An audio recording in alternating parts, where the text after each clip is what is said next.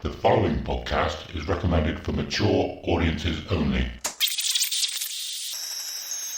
The following podcast is recommended for adults only. Maturity is not a requirement.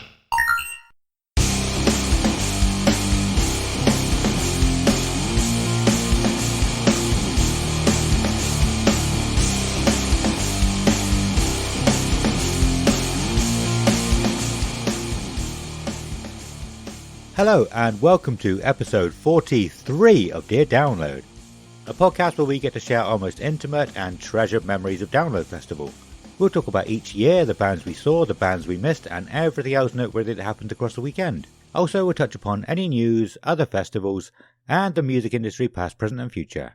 This episode, we are going to be having a bit of a catch-up of any news that we've missed this year or any new releases that we've missed or not talked about. I'm sure a lot of the regulars will know every episode we get to the new releases and Simon goes, I got too many. We'll get to them at some point. So we figure we'll just do a recap episode of all of that so we can get all that out of the way. But it's going to be fun. It's going to be a lot of fun, I think. So I am Adam, and of course, as always, every week, as per usual, I am here with... You said every week. I was like, do we do this every week? Not every week. I really want to do every week. But I can't physically do every week. I am Adam, and as always, I'm here with Simon. How are you doing, buddy? Hello, sir. Hello, and good day, good evening to you. Hello, how are you doing? I'm alright. I'm a bit sick, so I do have to apologise straight away to the listeners that I am a bit bunged up. I am coming to the end of having a cold, but it's still affecting my voice, unfortunately. So, apologise, you will not have my normal soothing tones. Soothing tones. Yeah, cool. Yeah. I agree. I agree with you. It is very nice. Very nice to listen to your voice. Soothing tones. But yeah, so I'm a little bit bunged up, but I'll get through it. Don't worry. Cool. Excellent. How has your last couple of weeks been, other than being ill? Anything in particular you want to talk about? Yeah, good. What do I want to talk about? What has happened? Not much, really. I mean, we got loads of stuff to talk about that's happened from a perspective of things happening in the world related to rock music, but I don't have anything in my own life, really. Oh, actually, I want to say I've got back to, but I mean, I've got back to playing every day.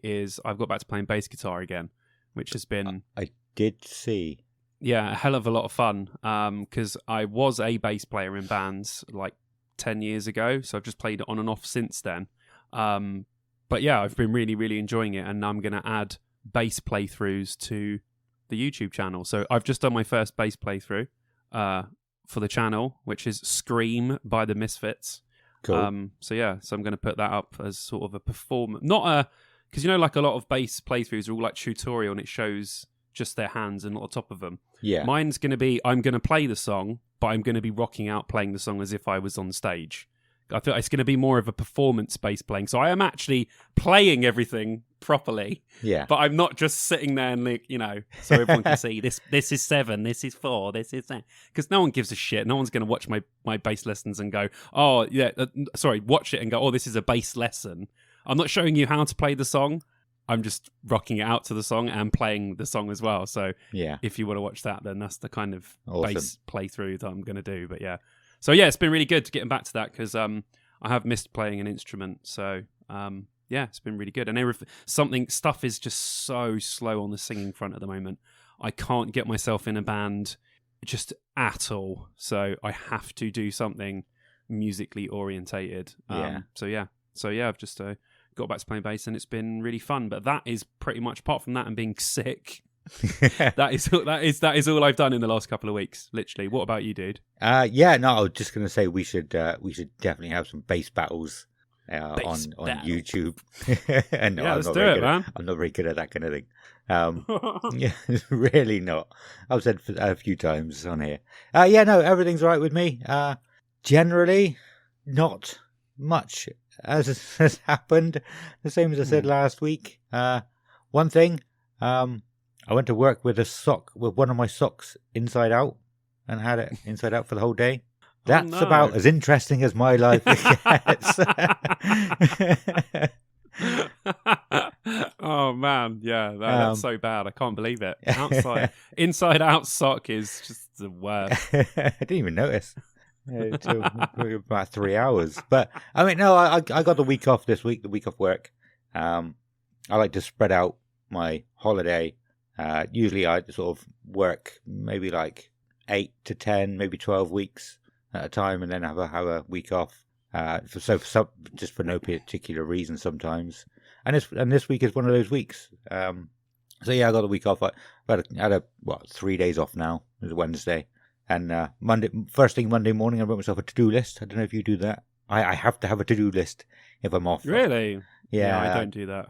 Because it just is so much stuff I want to do and need to do, like cleaning the house, rewriting the episode notes for this, just loads and loads of all sorts of different things. And I'll get overwhelmed. I'll try and think, right, I'm ready to do something now. What should I do? And if it's in my head, I'll just get overwhelmed and sit down and look at my phone for a couple of hours and decide to do something in 2 hours or something. So I have to. Yeah. So I had a massive A5 list of to do things, and it's going well. It's going all right. Good. Yeah. Good. Yeah, I'm all right with making the list in my head. I can do that. I don't need to actually have a list, but I can see why that would benefit some people. Where you look at it and go, "Oh, I better be doing that." Yeah. which makes actually a lot of sense. Yeah. Well, I started doing it over lockdown. To be fair, because I said before, I had to shield through a lot of COVID, and so I was just at home on my own doing nothing all day every day, and I didn't get much. I couldn't go out. I couldn't go out, and I didn't really have much motivation. So I was like, right, I need to have. I had a big whiteboard at that point, and I wrote a to-do list on there, and not a lot of it got done. To be fair, at that point, because I just couldn't bother to do anything. Every day was the same. You're a good lad, though, so well done to you. And you sound like you're going to help out at home with some of the chores, so you're a good lad. Yeah. Oh, well. Oh, yeah. Another interesting thing I was going to talk about was I put the Christmas decorations away. Finally. Finally. So terrible. It's just, yeah. So I put them away. Hoovered the bedroom. Tidied the bedroom. Terrible. Disgraceful behaviour, but when you've got kids, I can't even imagine the amount of tidying up that you actually do. Oh. We already do so much tidying up, like with just me, Vicky, and 2 cats. I can't even imagine when a child comes along, my brain is going to explode with the amount of tidying up that you have to do. Yeah. Well, I think I said before as well, I like listening to music while I'm doing the dishes or cleaning the kitchen. Yeah, no, but I'll spend like a good hour cleaning the kitchen, and an hour later, it's just all the sides are full again. It's like, for fuck's sake. It's just never ending. But welcome to adulthood. To parenthood. Yeah. Anyway, it's all good. It's all good. But yeah, generally, I spoke a lot about, not a lot then, but yeah, generally I'm good. I'm all right. I'm looking forward to this episode. This episode should be pretty good. Yeah. I've done a lot of research. We've given each other sort of our lists of stuff that's new that we've been listening to. I gave you like 2 albums. You sent me a list, and I was like, oh, that's cool. I'll go through that, and I sent you like 2 albums, wasn't it? But none of the ones you sent me were albums. They were all singles, so I felt bad. Well, I thought that was the point, and then when I saw they were albums, I only listened to the singles from the albums. Okay, cool. So cool. But I mean, we can get to that. Yeah, that would be interesting. That would be interesting to talk about when we get to that. Yeah, definitely. Shall we? What should we talk about first? Should we quickly talk about?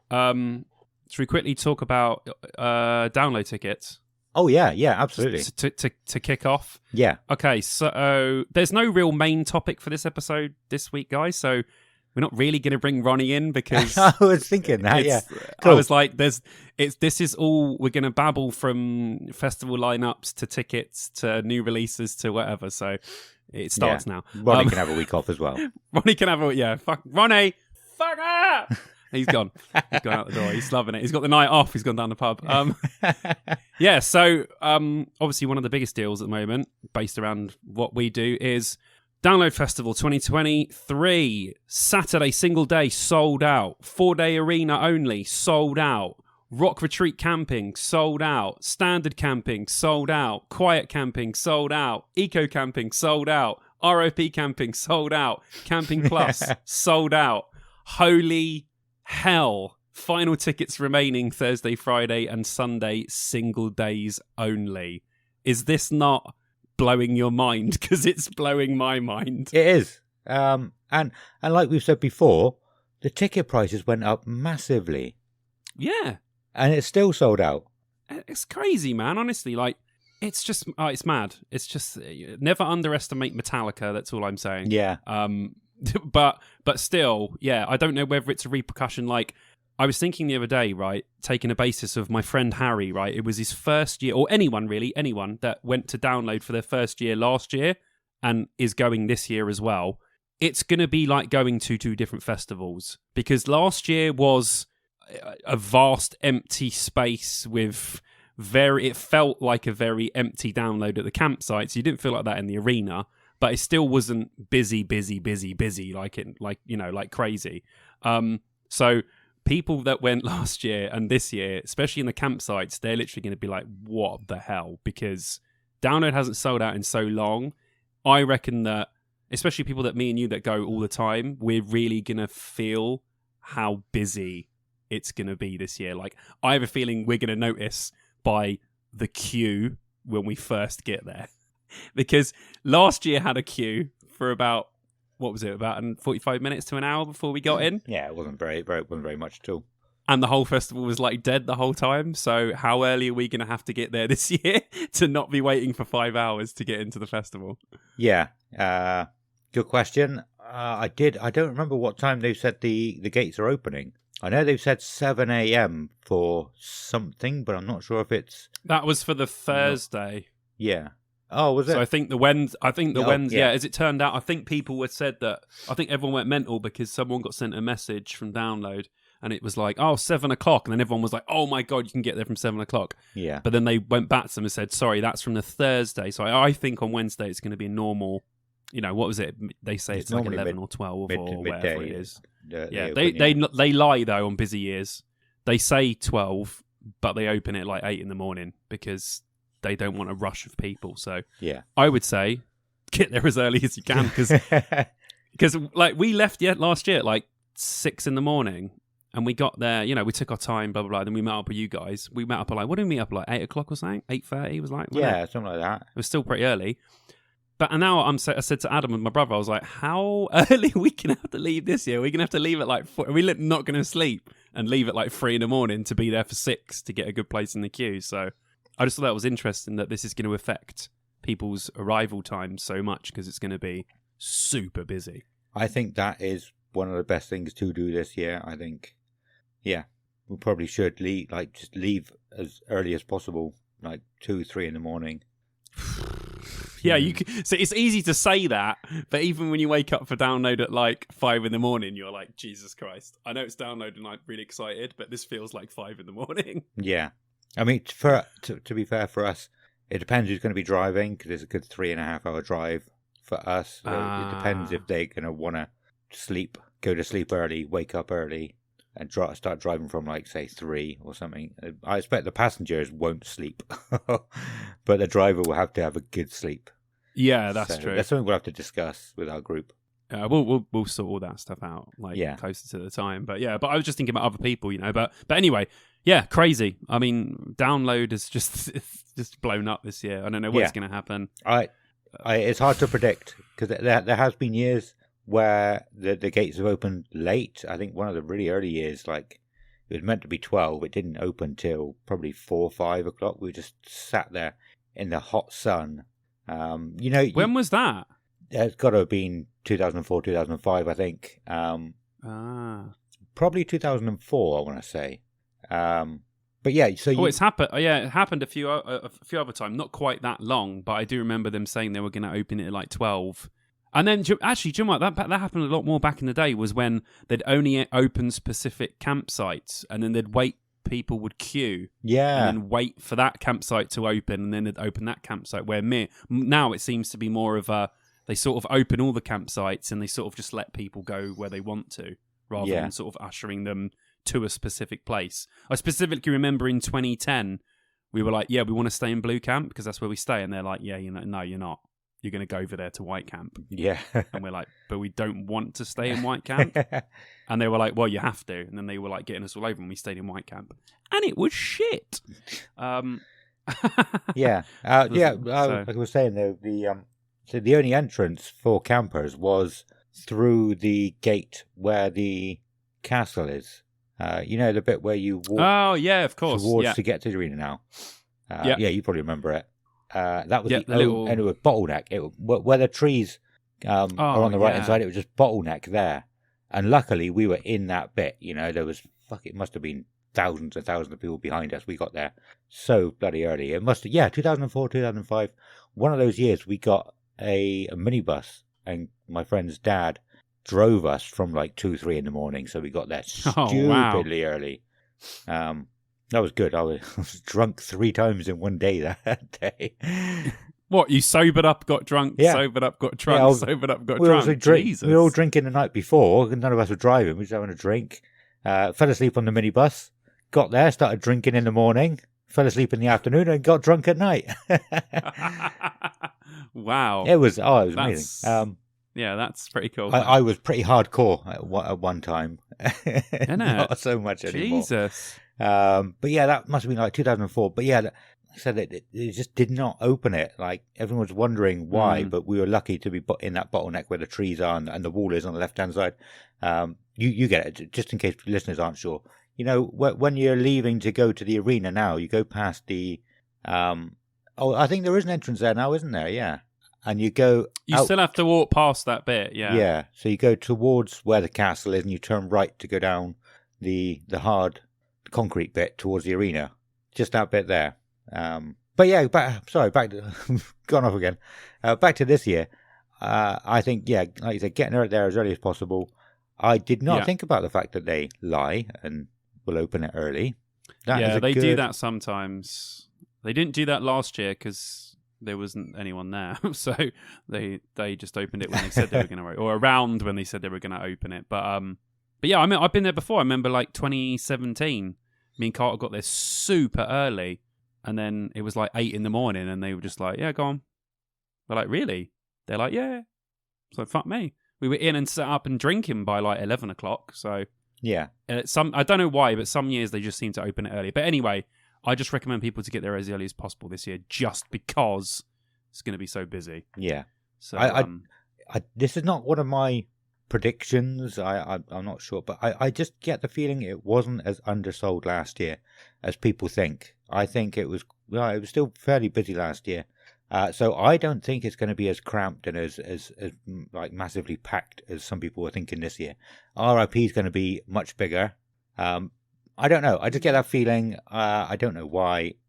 I could tell you straight away, we will not have as much space at our campsite as we had last year. No. I was showing Kelly the pictures again the other day. Like, open fields, like probably 3-4 football pitches size of just open field. Well, also, more. I mean, in our campsite, like the middle bit of our little camp where we had everyone camping, the middle bit was huge. Yeah. We're not going to have that room this year. Forget about it. So that's a one-off massively. Depends how early we get there and how much we elbow people out of the way. That's true. I just think more rammed. I think it's going to be more rammed, more people, more tents, more everything. Because Download hasn't sold out for a long time. All I'm hoping for is more toilets. Please. Oh, Jesus. Please, anybody from Download who's listening, anybody who has any influence that happens for anything at Download, please tell somebody they need to get more toilets. And urinals that don't overflow and ones that get emptied. Yeah. Yeah, last year the toilets were possibly the worst they've been at Download since for a long time. There was not enough of them. No. And the urinals were awful. Yeah. It was one of the worst toilet years last year at Download. It was terrible. So yeah, that was one of our gripes, wasn't it? That there was about 2 toilets at the whole festival. Yeah. So yeah, let's hope that they have more this year. Because could you imagine? Yeah. No, I've said I really wish I did the walk and timed it. I know I said before.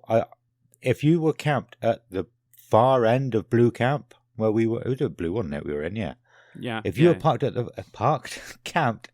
the far end of that, the opposite side of the toilets, I think it was a good 10-15 minute walk to the toilets. And if without a doubt. if you're drinking, you need to go to the toilet every 10-15 minutes. If you're drinking beer anyway, once you break the seal, just go and party at the toilets. yeah. That was a long walk. Drink your cans there. Yeah, just idiot. I didn't mind the security. walk. It was just the amount of toilets. Yeah. And the way that we were moaning as well, that they split them into male and female, and the female side was always empty, and the guy side was always rammed. And it's just like, this is stupid. I don't like this at all. Yeah, that was really annoying. But anyway, I don't know how we've got onto like a really negative toilet note. But yeah, it's going to be busy, so get there early and try and save as much space as you possibly can, because there will hardly be any, I can guarantee it. Yeah. Moving on. What else would you like to talk about? Not quite moving on yet. If there's anybody who doesn't have a ticket who is still trying, keep trying. Keep trying Ticketmaster. Kelly didn't have a ticket, and she managed to get one about a week ago. I'm not sure what it was, whether it was a resale or, I think it was just after a lot of people were meant to have the installment plan taken out. And so a lot of them got cancelled. And so she was able to get some. I think there was a good few on there. They were available for an hour or two. So yeah, if you know anybody who hasn't got tickets or hasn't got tickets yet, or you haven't got a ticket yet and you still want to go and you're listening and just in awe, you bastards are going to download. Yeah, keep trying. You can definitely get them from resale. People will be putting them up even closer to the festival. Even the last 2-3 weeks are going to go mad with people selling their tickets, I reckon. Yeah, so you could definitely still get in for the weekend if you really, really want to. Don't lose faith just yet. I've got a few friends that are a bit bummed about it, so hopefully they can get in closer to the time.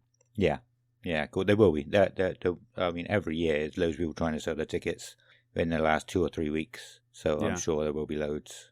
Good. Just depends whether there's more people selling than there are buying at the time. Because I've seen people saying like they put it up on Ticketmaster resale, so it's all done properly and everything, and it's gone within seconds, even at like 2:00 in the morning, 3:00 in the morning. It's because there's people here just hitting the refresh button. Yeah, I mean, wouldn't you be if you didn't have a ticket?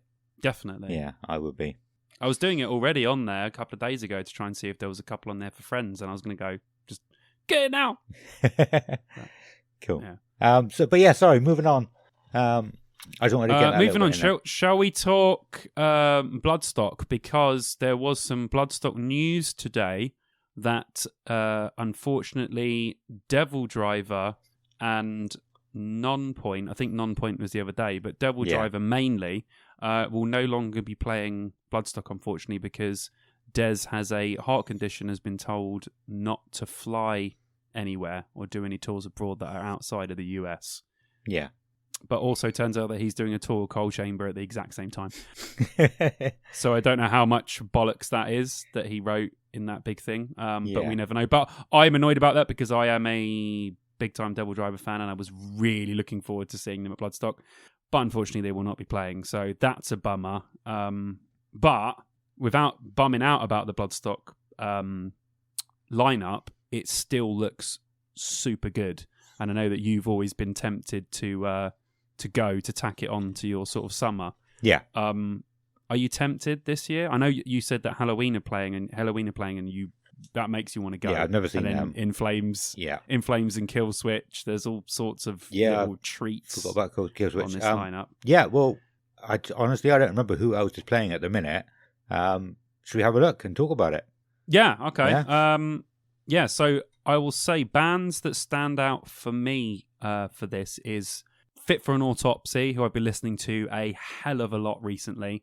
Absolutely incredible. Heaven Shall Burn, one of the best metal deathcore bands from back in the day that I absolutely loved. SKYND, another band that we've talked about on here before that played Download. In Flames and Kill Switch, and that's just the Friday of this festival. Like, there's just so many good bands strewn throughout this entire. And then as soon as I saw that Meshuggah got a headliner for the Saturday, I was like, oh my god, this is so good. The Kings of Gent will be giving it to us, and it was a shame because that was going to be the Devildriver as well, Devildriver Day as well. But I always get told that Knock Loose are incredible live, so looking forward to those guys. Employed to Serve are always great. On that day, there's probably other bands I'll see. I think, did you talk about Seething Akira before? Yeah. Was that one of the bands that you mentioned? Yeah. Yeah, so I Seething Akira are playing. Yeah, I do So, quite like Seething Akira. Yeah, I'll have to check them out because I can't remember. Did we check them out? I think we checked them out for the Download episode, didn't we, last year? Yeah, I believe they played the Takedown. Not Takedown. Was it Takedown? Takeover. The Bawdy Takeover. Oh, that was it. Yeah, okay. Yeah, we Last did year. listen to them, so I'll have to give those guys another chance because I remember you said they were really good, and if they're playing, they're on quite early, but I think that'll be really good to get there. Depends if it's another good weather year. Megadeth, Nah. probably won't watch that.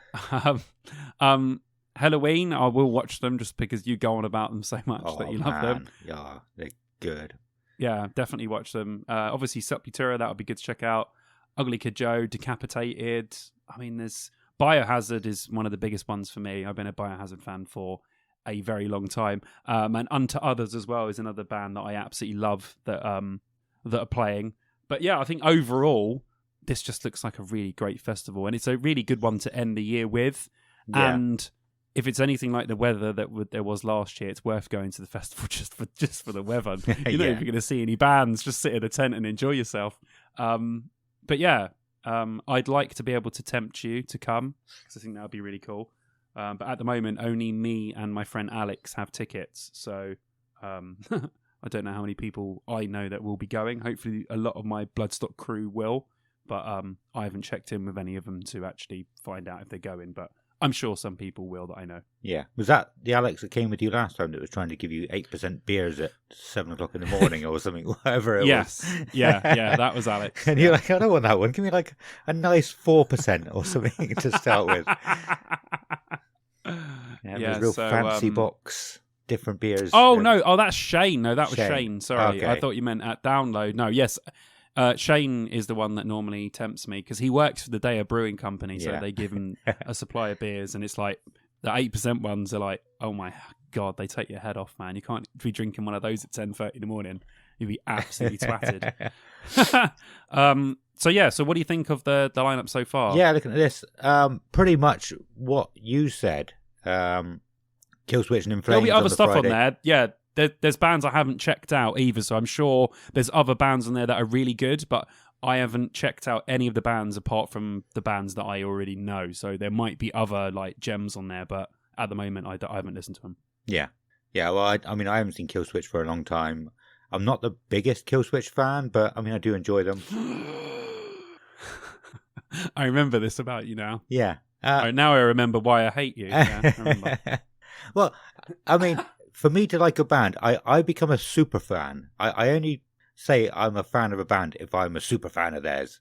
Where there's bands like Killswitch where I like pretty much all the singles they put out. You know, I never listened to an album, but I liked all the stuff they put out. I just wasn't a super fan.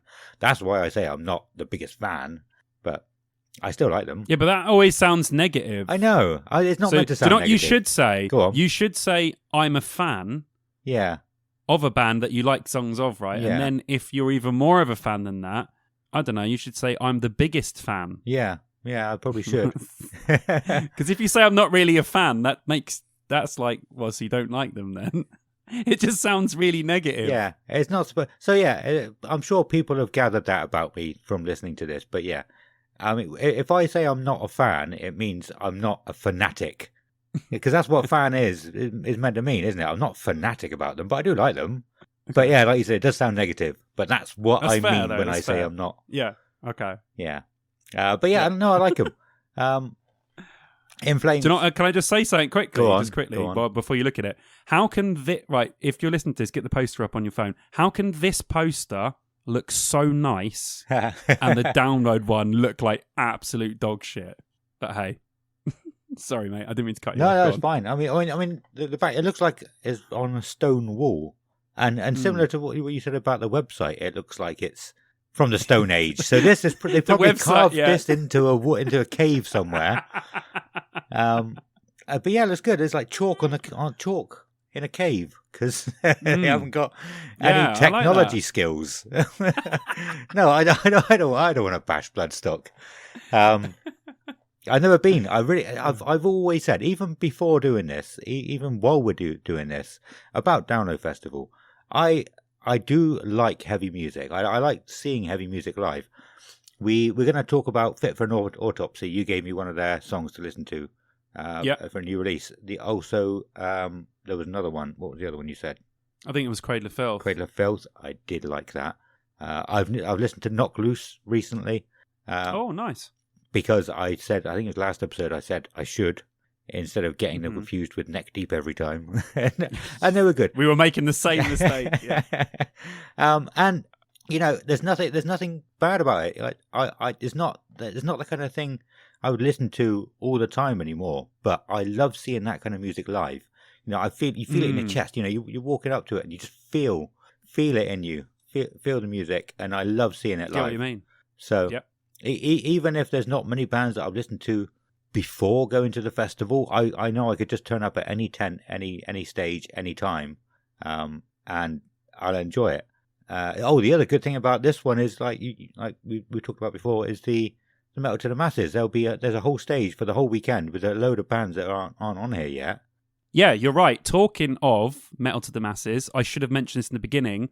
I did go and watch the first heat of the Gloucestershire Metal to the Masses, and it was awesome. And I'm going to the second heat next week as well. So, like Adam said, if you don't know what it is, Metal to the Masses is sort of a competition that Bloodstock run.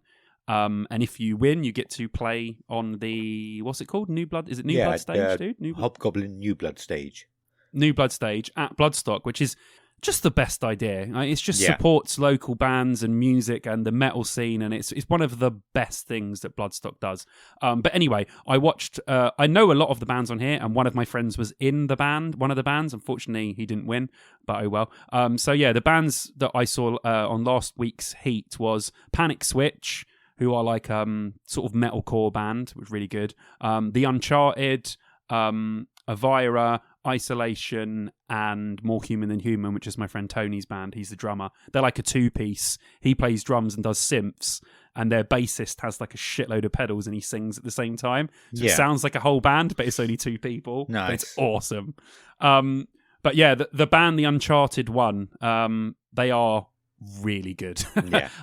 They've got actually, from out of all the bands that are playing, they've got like 2,300 monthly listeners, which is really good for a small band. Yeah. So if you want to go check out a band, go check out the Uncharted. They're really, really good. Or More Human Than Human, which is my friend Tony's band. But next week's one is, which is the 1st of April, is Bear Pit, Scorer, Elk Path, Rolling Sixes, and Nophobia.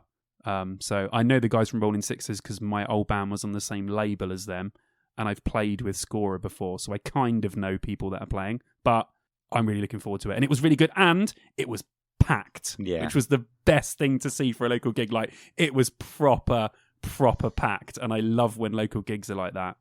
They're really good. But yeah, you should come up so we can watch one together. I am looking forward to doing that. I definitely will try to. Well, it says here the next one's 1st of April. The one after this, the Heat 3, is the 13th of... Oh, no. Oh, we're going to be away. We're at my stag do. All right, so we won't be going to that one. And the Friday, the 2nd of June, is Carter's wedding. So, no, don't come up for one. Okay. Because I can't go to the other two. Come up for another gig. There's always gigs Come up for Bloodstock. Yeah, all right, absolutely. Okay, there you go. Do you know what? I don't think it's been announced for the Heat here, the Heats or anything about them here yet. Whether they're happening this year, I don't know. They usually do, but yeah, I forgot about them. I'm looking forward to going to them again. And like you said, when local gigs are packed, it's the best. And I literally loved it. It was great. Yeah, all the bands when I went to the one, I think it was last year, wasn't it? Yeah, it was.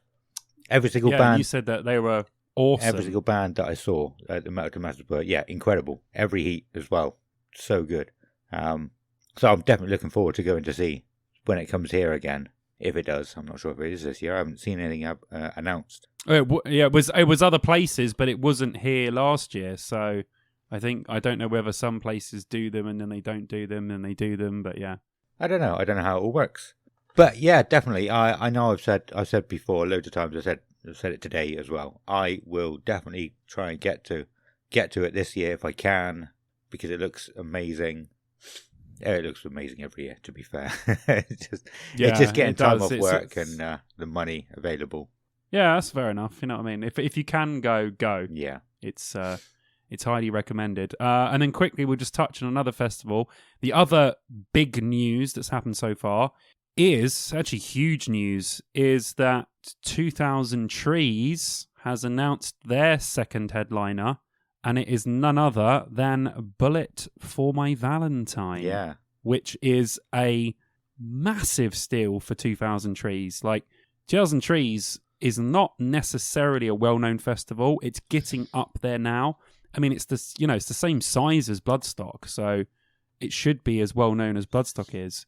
But they've got Bullet headlining on the Friday, Frank Carter headlining on the Saturday. If they get Enter Shikari to headline the Sunday, they will have the same lineup as the Download pilot. So that's already going to be absolutely incredible. I have seen somebody say about that. Yeah. Oh, was that exactly the same three headliners? Yeah, it was. It will be. If they get Shikari, it'll be the same three headliners as the pilot. Yeah. But Frank Carter are always incredible live, the Rattlesnakes, and Bullet. Wow, my God! I mean, I just want to hear Bullet play that new stuff again. They were brilliant at the pilot. And I mean, they've got Skin Dread, 100 Reasons, Eagles of Death Metal, Electric Six, Loathe, Holding Absence, Cancer Bat, Deployed to Serve. It's literally the lineup is stupid. Again, Pitch Shifter. It's just getting ridiculous. Like, these lineups are getting too good now. I can't afford to go to all of these festivals, people. But this is my local festival. It's only like 20 minutes away from where I live. I'm gonna have to beg for the money to go to this one. Yeah, and I'm gonna have to go. Well, you could probably apply for the thingy again. Couldn't you? A press pass again? Didn't you get that before? Could do. Yeah. Yeah, I'll have to see if we can get something again. But yeah, no, it was so good last year. I had such a great time, and the weather was so incredible. I'm gonna have to go again. Also, I heard something really crazy. Right, you know, this Empire State Bastard band that Simon from Biffy Clyro's band, right? I found out something that I didn't know about this band, and I'm like, well, that already gives an indication as to. Have you heard this about the drummer? It depends what you're going to say.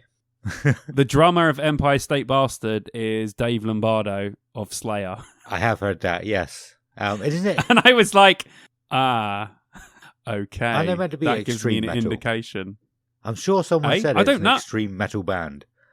Yeah, but I don't know. They haven't got any music anywhere, so no one really knows what they sound like. But Carter came over the other day and he's like, dude, you know who's the drummer for the Empire State Bastard? I was like, no. I was like, please tell me, it's been great. And he's like, yeah, it's like Dave Lombardo. I was like, what? Okay, this is going to have slightly different vibes to Biffy Clyro. Yeah. So yeah. I'm just thinking, because if I don't get to watch them at Download, I'll get to watch them at Trees. But if I watch them at Download and I really like them at Download, then I can watch them again at Trees. So I think it just falls really well. But I don't know, like we said before, most side projects aren't great. Some side projects turn out to be really good. So it's definitely a 7. It's not a 70-30. It's a 90-10. Only 10% of them end up to be really good. Yeah. 90% of them end up to be pretty forgettable. So I'll be interested to see what they actually sound like. Yeah, that's a difficult one. Like, there's something we've spoken about before. Like supergroups or side projects, they should be good, but like you said, the majority of the time they're not. They're not. Yeah, it's true. So true. Like I think it came up, but look at Hell Yeah. They were massive for a very short amount of time, and they've just disappeared again. I never liked Hell Yeah. I don't think I did. I can't really remember. No, I never. I listened to them and I was like, no, it's not for me. Yeah. But they were popular. Like, I remember them playing Download main stage and it was fucking rammed for them. Yeah. Like, well, anything if you got Dime in there, but even after that, people were clamoring to see them. So Yeah. But yeah. Oh, well. But yeah, anyway, just universe, stop doing such good festivals because it's just getting ridiculous now. Right, American festivals. You don't want to look at American festivals. I don't. You know when people put up these lineups on like the Facebook or whatever, and they're like, "Oh, look how great this American festival is." I don't look. I'll be honest. I'll just go. I just don't look. I don't bother. Yeah. Because it's either going to bum me out, or I'm just going to look and say, "Look how amazing this festival is that I can't go to." It's like American tours. It's like, oh, fuck off. Yeah. I don't. It doesn't matter. Like I can't go anyway, so don't try and tempt me with your wish list. Yeah, we should do a pricks. cruise sometime, though. Definitely should do a cruise. Like the shit. Just a normal cruise. Well, yeah. Just me and you go on a normal cruise. Get a blaster. Like no music. Our shoulder. No music. No nothing. We'll just sunbathe for 2 weeks. Nothing to do with metal or music at all. Let's just go on a normal cruise. Absolutely, yeah. Anybody else want to join us on a cruise? No, listen. Hey. I'll tell you what, right though, you won't, because you can shoot me into space. You could send me to Mars, and I will be perfectly fine. You can sit me on up a plane, keep me there for 8 hours. Don't give a shit. I will not, and I repeat, not be on a boat in the middle of the ocean. Huh. I'm sorry to kill that off straight away, That's fair. but that will not be happening. Okay. Cool. So, Yeah, no, that's fine. Basically, sorry, mate. Anyone want to come on a cruise with me? That sucks, man. Oh, yeah, sorry, mate. Yeah. None, as they would say back in ends, none for that. All right? That ain't None happening. for that. None for that. Nah. Okay. Ain't going to Fine. happen, mate. But yeah, I know. I've Standard. spoken about the shipwreck that Kelly went on, haven't I? But like, yeah, they were there. I think she was there pretty much to see In This Moment. But Papa Roach was playing, and he was just sort of staggering about the stage because the ship was rocking. It was it looked amazing. Sounded amazing. They do look cool. They look amazing. I would love to be able to do them. Do one on a plane? I'll be there. Well, no one's done that yet. We should fucking do it. There you go. Do one on a plane. I'm on it. Do it on a boat. Get fucked. Simple as that. What would you call a festival if you were to put on a plane? Oh, yeah, on a plane. Well, any festival. I'm I setting don't know, myself 'cause I up think for a it's some good joke here. shit, but you're Ask me putting me- first. Oh, what do I have to say here? Oh, whatever you Don't want. just say anything. Whatever you want. Um, Have you ever thought about what you would call a festival if? Simon Fest. Fest, That would yeah. be it. It'd be all about me. Yeah, cool. Mine would be Cockstock.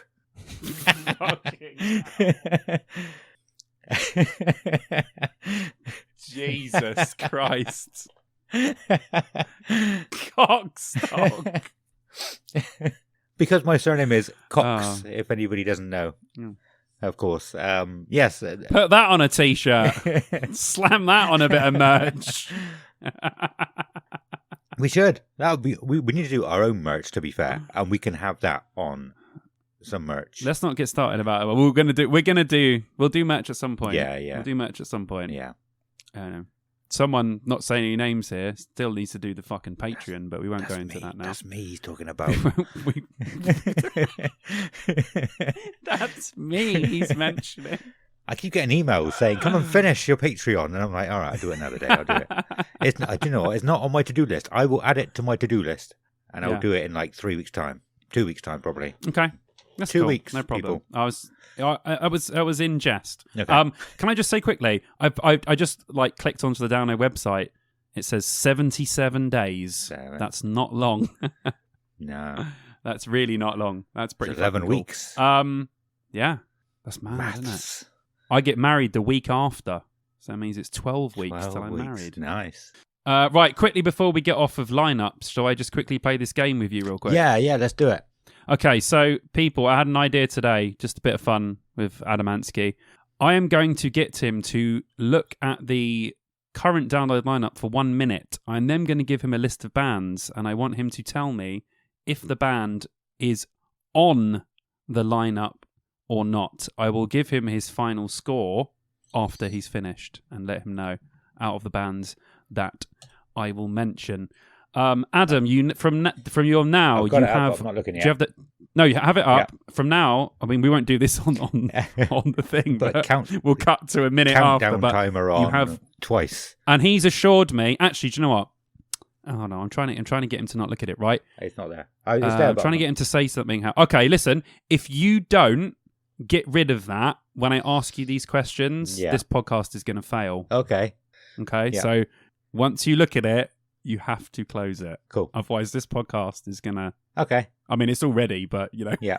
I mean, I can take my camera off and show you both of my No. screens. I trust you, man. Yeah. I trust you, bro. Okay. You have 1 minute to look at the lineup. Go. Absorb it. Take it in. Breathe in the words. Remember. Remember the 5th of December. All right, guys, how you doing? This is Andy Topping. I've just booked Download Festival 2023. What bands are on it? I don't know. How long has it been? I don't know. I'm just fucking around.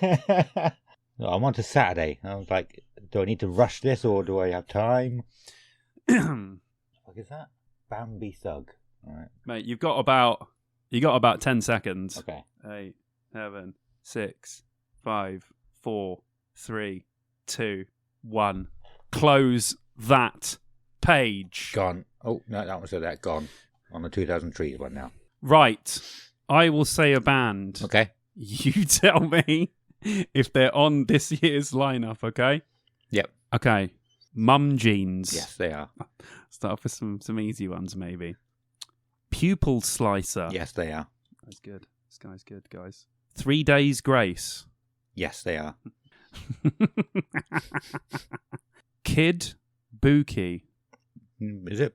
I thought it was Kid Brook. Maybe I read it wrong. But yeah, there was a kid something like that on there. Are you sure it's the right kid? I don't know. No, I could be wrong. No, come on. I don't want to doubt you. Oh. Your first answer was yes. Let's go with yes. Okay. Motionless in White. Yeah, they're on there. Ooh, he's a cheeky little fucker, isn't he, this guy? Alter Bridge. Yeah. Yeah. Yeah. SKYND. No. King 8110. No, they're on Bloodstock. Oh, this guy thinks he knows it all, guys. Carpenter Brute. Yeah, they're there. Ooh, this guy thinks he knows. Dinosaur Pile Up. Yeah, they're there. Stone Sour. No. Nightwish. Oh, one that stumped me. I don't think they are. I could be wrong on that one. It's the only one I'm not. Oh, yeah, I don't know. You don't know, or? No, they're not playing. They're not on it. I would say they're not on it. I'm just trying to. How many questions have I asked you? Don't know. You said Pupil Slicer, Kid Brook, or Bookie.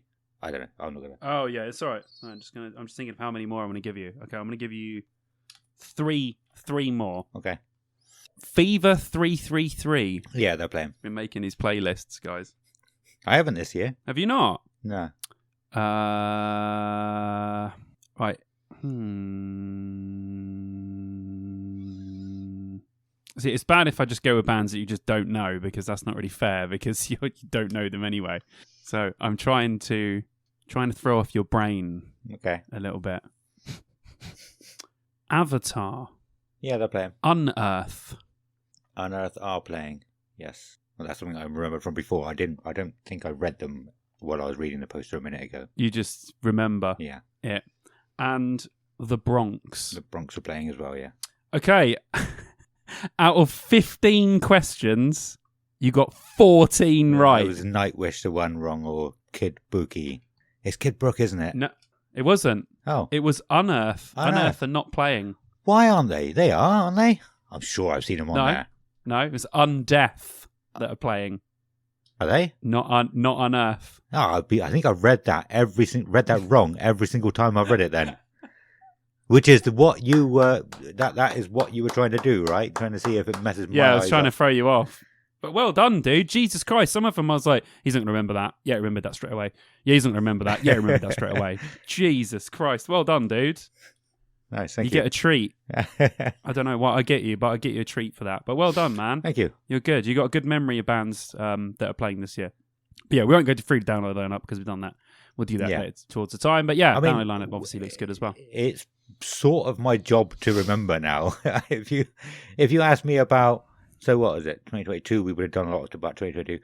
If you ask me about 2020, 2019, even some of the smaller bands, I wouldn't have had a fucking clue. But yeah, I'm looking at this lineup so many times with you.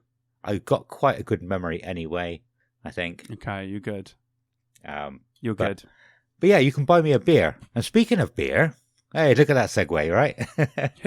Hey! Beer prices at Download might be astronomical. Really? I've seen people saying just today, I think it was like a Twitter tweet of some sort about prices at a certain venue. I can't remember which one. I'm not just not saying it to leave them out. It's like £8.25 a beer or something, £8.50 a beer. Jesus. Yeah. So I will probably be looking into smuggling my own in this year. I try not to. Oh, I'm not very good at breaking the rules. I don't like doing it. I feel really bad. I feel like a right dickhead if I get caught. So I just don't break rules. But this year, I think I will be trying. Definitely. Oh, definitely. Yeah, 100%. I think everyone will as well. I think I'm going to, let's just say there's going to be a lot of alcohol next to my crotch this year. So yeah. I don't the one area that they can't touch you up on. There might be somebody here who has worked for festivals or worked for these big venues who might know. But like, surely if they halved the price, they would sell more than twice the amount. I would say. So they would make more money by halving the price. I don't know. I'm not very good with money or profits, so I could be wrong with that. It is getting ridiculous, though. I mean, when is it going to stop? Like, yeah. I mean, it's the exact reason why people love festivals like 2000 Trees, where you can just bring your own alcohol into the arena, which is literally the best thing ever. Yeah, that is literally the best thing ever. Something that the small festivals can do that the big festivals can't. So they kind of win that way. Yeah. But yeah, anyway, let's not think about that now. Let's not dwell on that and get really depressed. No, I need to point out I was massively wrong. I've just done the maths behind that, and it doesn't work. So ignore that. Because if they could halve the price and could be losing money. If they halve the price and make £1 per beer instead of making £5 per beer, that means they have to sell 5 times more, I think. Yeah. So that could be it. I'm not sure, but still. Lower the price to a decent amount, so you're making a decent amount of profit still anyway, and you'll probably make more profit. That's what I'm trying to say. I thought the bars were dead last year, proper dead. Yeah. Never waited in a queue for anything, walked straight around the things and was at the front. Never waited in the queue for a beer last year because I'm not sure anyone could afford to buy any, so I bet it'll be this. Well, it'll probably be a bit different this year because it'll be so busy, but yeah. I certainly won't be buying a lot of beers in the arena if that's going to be the price. No, I won't be very much. No way. We have babbled for a long... I'm stealing your word, sorry. We haven't babbled. We've been talking about good shit. We've got... talking about news and releases, and we haven't really touched on either very much. So, shall we... Let's do it. Go back to... so I did find a couple of bits of news. Go for it, man. That I wrote down. We have covered pretty much, or we have covered a lot of the bigger news stories.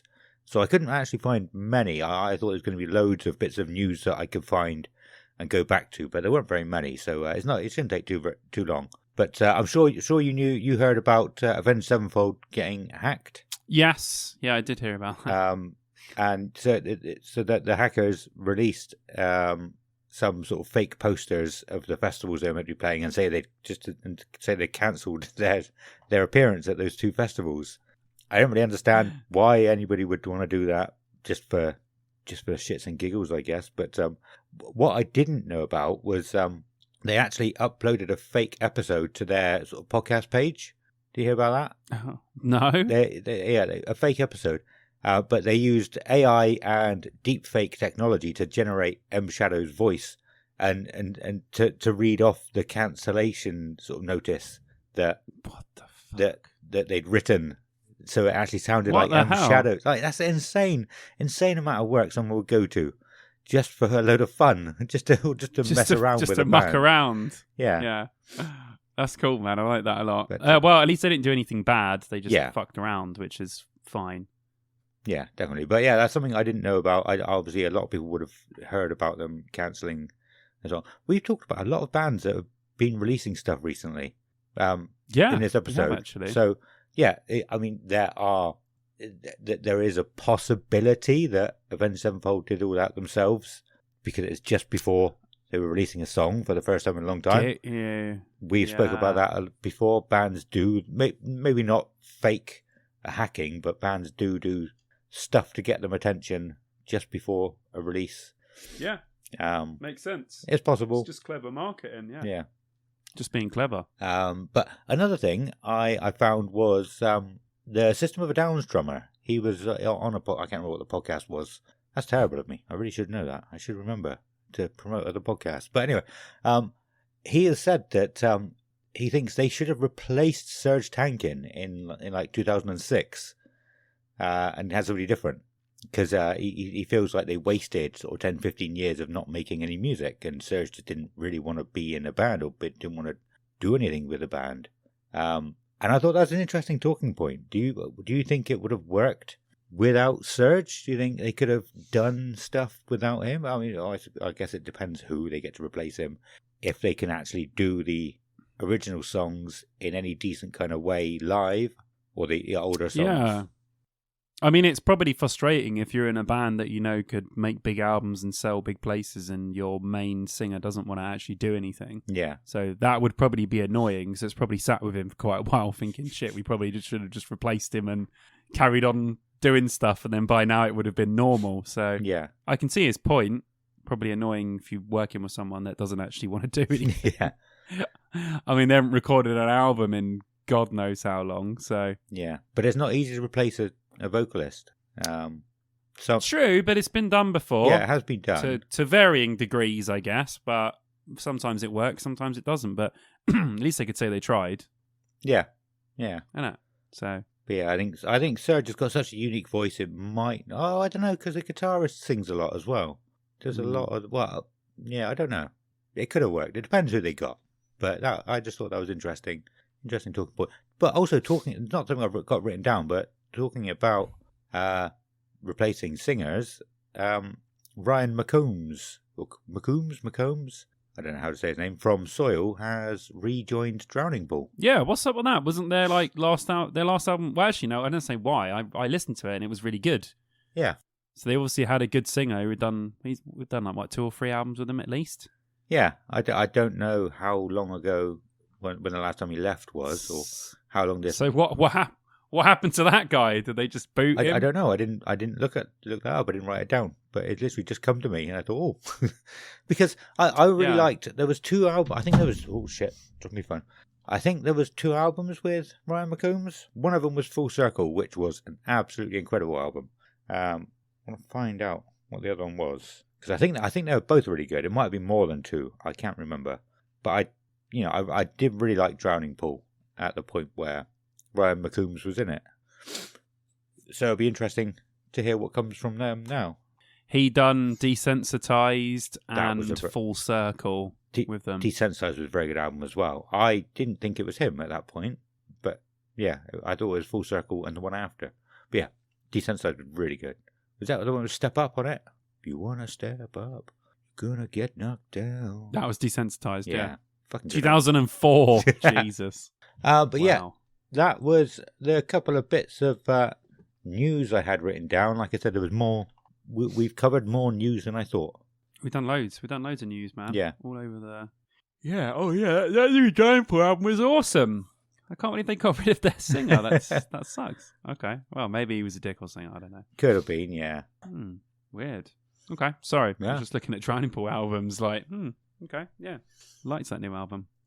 Yeah. I listened to it once, definitely, but I don't remember much about it. I think the first few songs were good, and then I sort of trailed off in my head. Didn't listen to the whole thing properly. But shall we move swiftly on? Yes. To new releases so far this year. I keep wanting to say this quarter, which it is, but that's this quarter. It's an American saying. I'm not sure if I want to take it Although it is used in sort of money, isn't it, over here? Yeah. So I use it at work. We have to do stuff quarterly. yeah. So it's fine. Yeah. Well, yeah. Absolutely fine. And I think this is something we should do more often as well. So we don't have to stop and talk about every new release every week. We can do it just a big catch-up episode every 3 or 4 months. I think it could work. Okay. We'll see how it goes. Okay. We'll see how Sweet. We'll see how people like this one. We'll you have to let us know in a Discord. Yeah. Which has got a massive revamp today. We'll talk about it at the end, actually. Where do we want to start with new releases? Because there's absolutely loads of awesome new releases. Do you want to start with some of the ones you've enjoyed, or? I'll start off. Yeah, sure. I'll just go by what's on my list in whatever order, I guess. Yeah. So I'll start with the Devildriver, released Through the Depths from Dealing with Demons Part 2, which will be coming out at some point. I don't know when that's going to be. They brought out Part 1 in 2020, and it was amazing. It was one of my albums of that year, and also I think it's one of the best Devildriver albums. But yeah, I think it's a really good song, epic intro, straightforward Devildriver, but that's all I had. Great. It's good. It's really good. So yeah, I love it. But what did you think? Yeah, that's all I had to say about it. I was trying to get a little bit more than just it's good or it's what they do. But there was nothing else to really say about this one. It's like, yeah, it's just Devildriver. But it's good. It seems to you it's good. Yeah. Interesting. Yeah, really good. Yeah. Interesting intro, but cool. Yeah. Cool at the same time. Yeah. Yeah, I like it. Their last album was fantastic. So if you're a Devildriver fan and you haven't checked out Dealing with Demons Part 1, you should do that before Dealing with Demons Part 2 comes out, because it's really, really good. Yeah, that's something I need to do, because I tried to listen to it a few times. It was a while ago. I'm definitely now in a more open frame of mind when it comes to new music, even if it's bands that I've liked before. But if I'm not in the mood for them at that particular time, I'll listen to the album and be like, nah, I don't care. Yeah, you should do it. I recommend that one definitely a lot. Cradle of Filth. They released She Is a Fire. Cool. Cradle of Filth have been on a roll, literally probably having, I would probably say, the best 10 years of their entire career. Like, the last 4 albums have all just been top-notch, high-grade, top 10 to top 5 Filth albums, which is insane considering this band has been going on for so long. But yeah, great song, great riffs, catchy chorus. Making black metal sound catchy is a very difficult thing to do, but somehow Cradle of Filth have been doing it on the last fucking 4 albums. What did you think of this one? I would argue that it's not really black metal anymore. Well, at least this song anyway. I don't know about the other stuff. Because it was groovy. It was like there was a definite lot of sort of boppy, groovy kind of vibe to the music, at least anyway. And his vocals weren't as heavy as I remember. I thought it was really good. So coming from somebody who doesn't really know much of Cradle other than Her Ghost in the Fog and Nymphetamine, I don't know. Yeah. I mean, they were really popular at the time when they were out. So I don't know if there's many others out there like me that just never really looked for themselves more into Cradle of Filth. But yeah, listen to this one. It was really good. I could hear that sort of parts of those songs. Well, not part of those songs, but they weren't anomalies. It seems there was a few songs I tried listening to at the time, as well as Nymphetamine and Her Ghost in the Fog, and it was much heavier. Like I said, they were anomalies. And it wasn't my kind of music at the time, but it seems like it's a similar feel to those two. I don't know. Yeah, they've got such a good balance now, which is like, it sounds epic, it sounds catchy, but it sounds heavy all at the same time. Yeah. So you're like, how are they making all of these elements work? Yeah. It's so mental. But I mean, that's what I'm saying. They're having the best 10 years they've had ever, because this is the best they've sounded ever. Okay. Last album, it was just, I mean, when did that come out? 2021. The 2022 it might have been beginning of, or no, end of 2021. It only feels like that album came out yesterday, and I'm already just just getting done sort of enjoying it and wanting for the next one, and all of a sudden they're popping up with other songs that are just as good as the ones from that album. So they're blowing my mind at the moment with how much creativity and incredible songs they're putting out. But yeah, I agree. There's so many more elements to Cradle of Filth now, where they've just got them all and just gone, do you know what? This works, this works, this works, this works. Let's just put all of this in the fucking tunes. Just like, Yeah. just put all of it in. So I would say the same thing I said about the last song. If you want to realize how much of a good Cradle of Filth, how good Cradle of Filth are, go listen to the last album, Resistance is Futile, because Existence is Futile, sorry, I'm saying Resistance is Futile, like Star Trek, which is the play on words that the albums come from. Go and check it out, because it's all like this. It's just absolutely great. So it might be a really good gateway into Cradle of Filth as a band. Even that, like parodying sci-fi, like death and black metal don't do that. They parody like Norse and death and yeah, it's true. And sort of old things like Christianity or whatever. You know. I think that's what Filth do well, though. Is like that's where they started, but it's not where they are now. Like they can still do those things, yeah. But I feel like now they're more willing to sort of go into other bits and like you said, it started off as sort of black metal, but it's evolved into, you know, melodic death metal, melodic black metal, melodic deathcore at times. Yeah. Like there's just so much shit in their music now. It's like we don't even know what Cradle of Filth are now. They're just Cradle of Filth, which is probably the best thing to be when you're a band. Let's be everything and nothing at the same time. Yeah, that's a really great way to put it. Actually, that I couldn't think of, but yeah, they were a lot more melodic than I was expecting. Yeah, definitely, and really I really enjoyed it. I haven't actually said, but yeah, I really enjoyed it. Good, right? Let's stop at Cradle of Filth, because I think everyone knows how much of a Filth fan I am. We could probably talk about them all day. Yeah. Let's move on. Did you listen to Host, Tomorrow's Sky? I did. Yeah. And Adam brought up something really good about this, because we were on the Discord, and I mentioned something that I shouldn't have mentioned on there because I forgot that I was going to test him with this, but he already knew. I said on there, "Oh, have you guys heard Nick and Greg's new side project from Paradise Lost called Host?" And he went, "Oh, I thought it sounded a lot like Paradise Lost when I was listening to it." So I said that you had good ears, because you already knew it kind of sounded Paradise Losty. But yeah, it's Nick and Greg's side project. Basically, in 1998, Paradise Lost done an album that was loads of synths and guitars, right? And it split the Paradise Lost fans down the middle. Some people hated it, some people absolutely loved it, and this is kind of like their love letter to the people that loved that one album, which is called Hosts. Oh, the album's called Host. They've done, so they've named the band Host. Sorry, the album was called Host, and now their band is called Host. Yeah. So they wanted to sort of cool. I like that. Make that connection, which is cool. So, and I loved it. I thought it was an amazing album where they put all the 80 synth stuff with the sort of guitars, but also the same way he would sing for Paradise Lost, but singing over this kind of stuff. Yeah. So, what did you think of it? I quite enjoyed it. Yeah. It wasn't anything spectacular to me. A few more listens, I might have enjoyed it a bit more. I found a lot of these songs that you sent me were growers.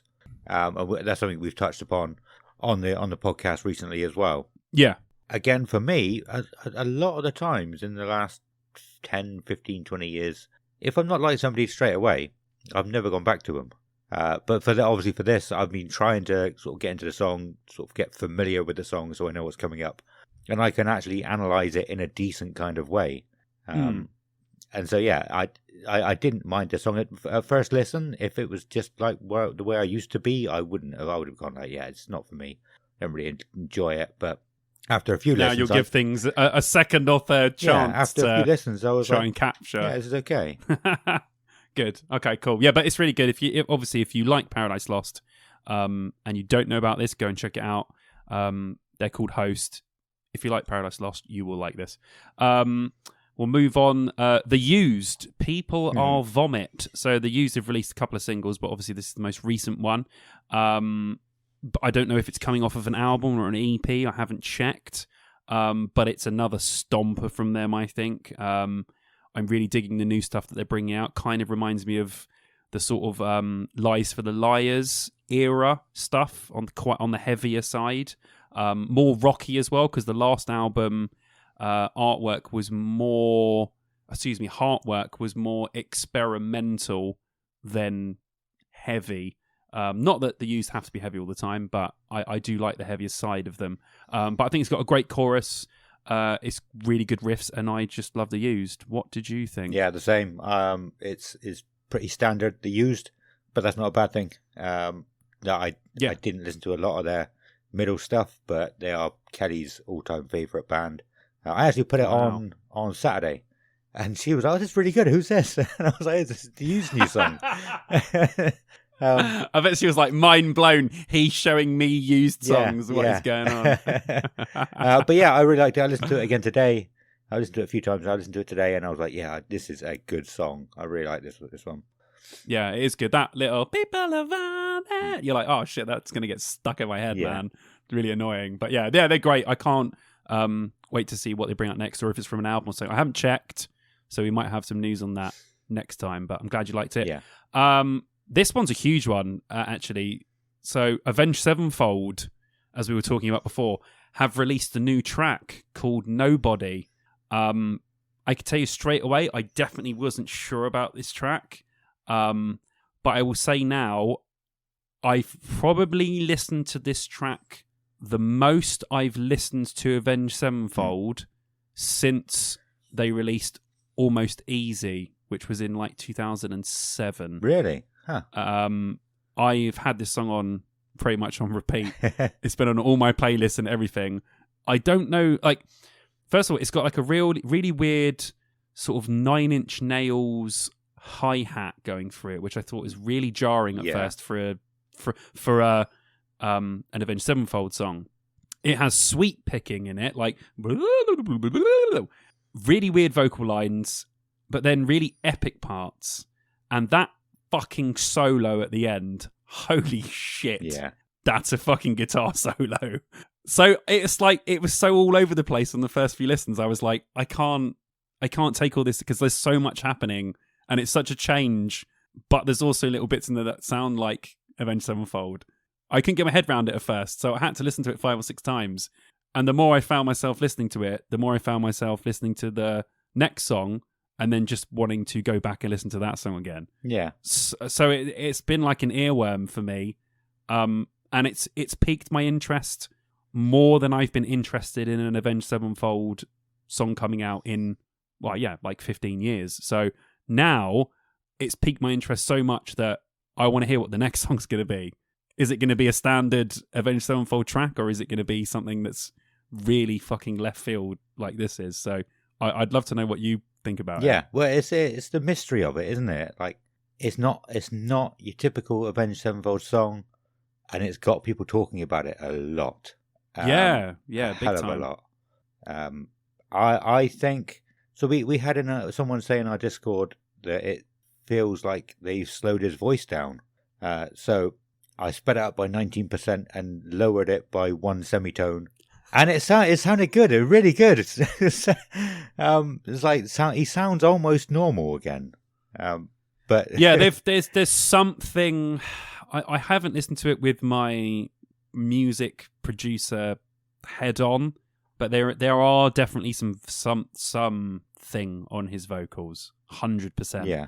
I don't know what it is, and if it's like a limiter, but it feels like when he gets to a certain point, that vocal is sort of automatically brought down. Okay. It's just very strange. I don't know what's on it.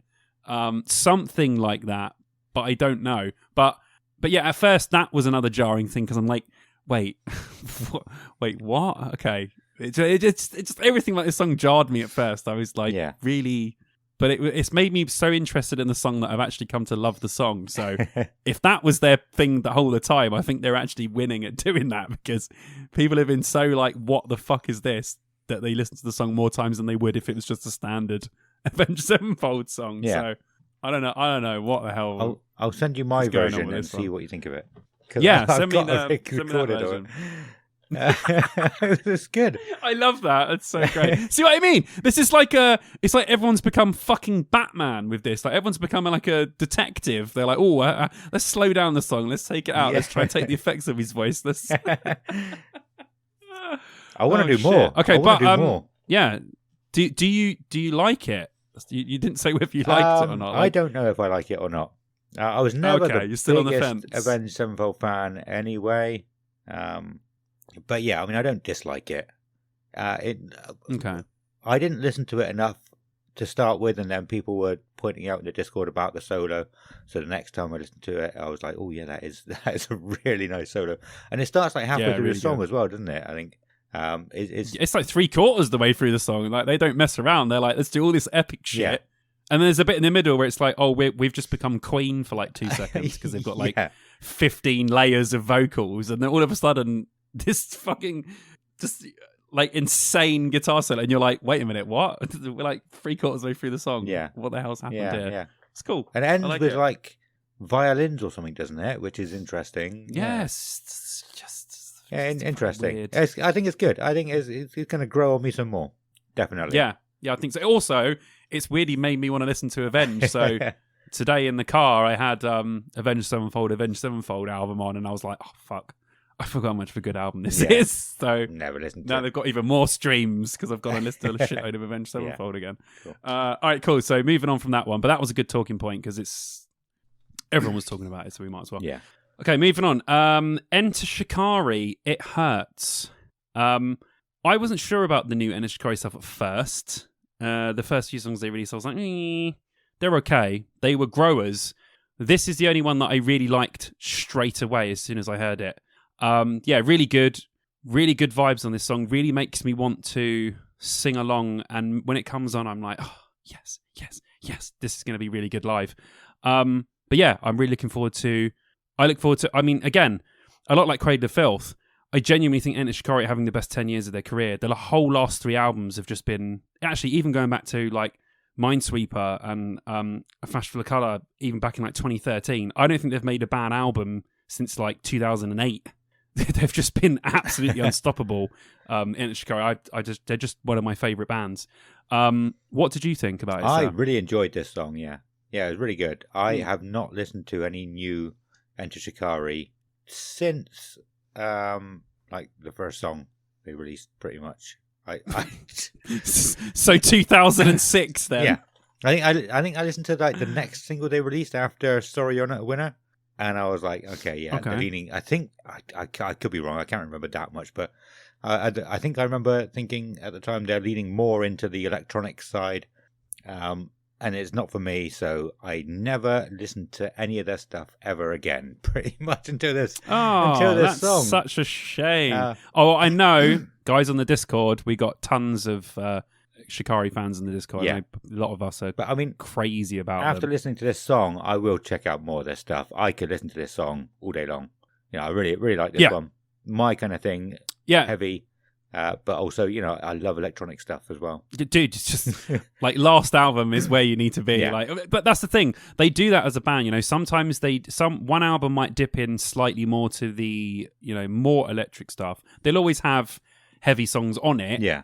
But then they go through phases of 2 albums that are just heavy, like all of it, with obviously electronic elements to it. Yeah. So they kind of dip in and out of it. So I feel like on every album there'll always be a couple of songs that you would probably dig.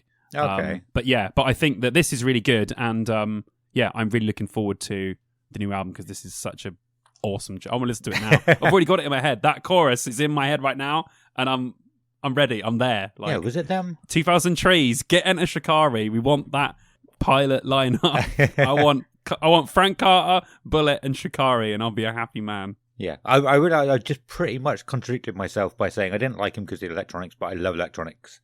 But yeah, what I like heavy music with a little bit of electronics inside it, like a little bit of melodic electronics. A lot of like you probably like Sonic Syndicate kind of thing. Raunchy. You like layers of electronics. You don't necessarily like electronics to be front and center, but you like them to be layered in there, which is fair enough. Yeah, it works well with metal when that's the level. Yeah.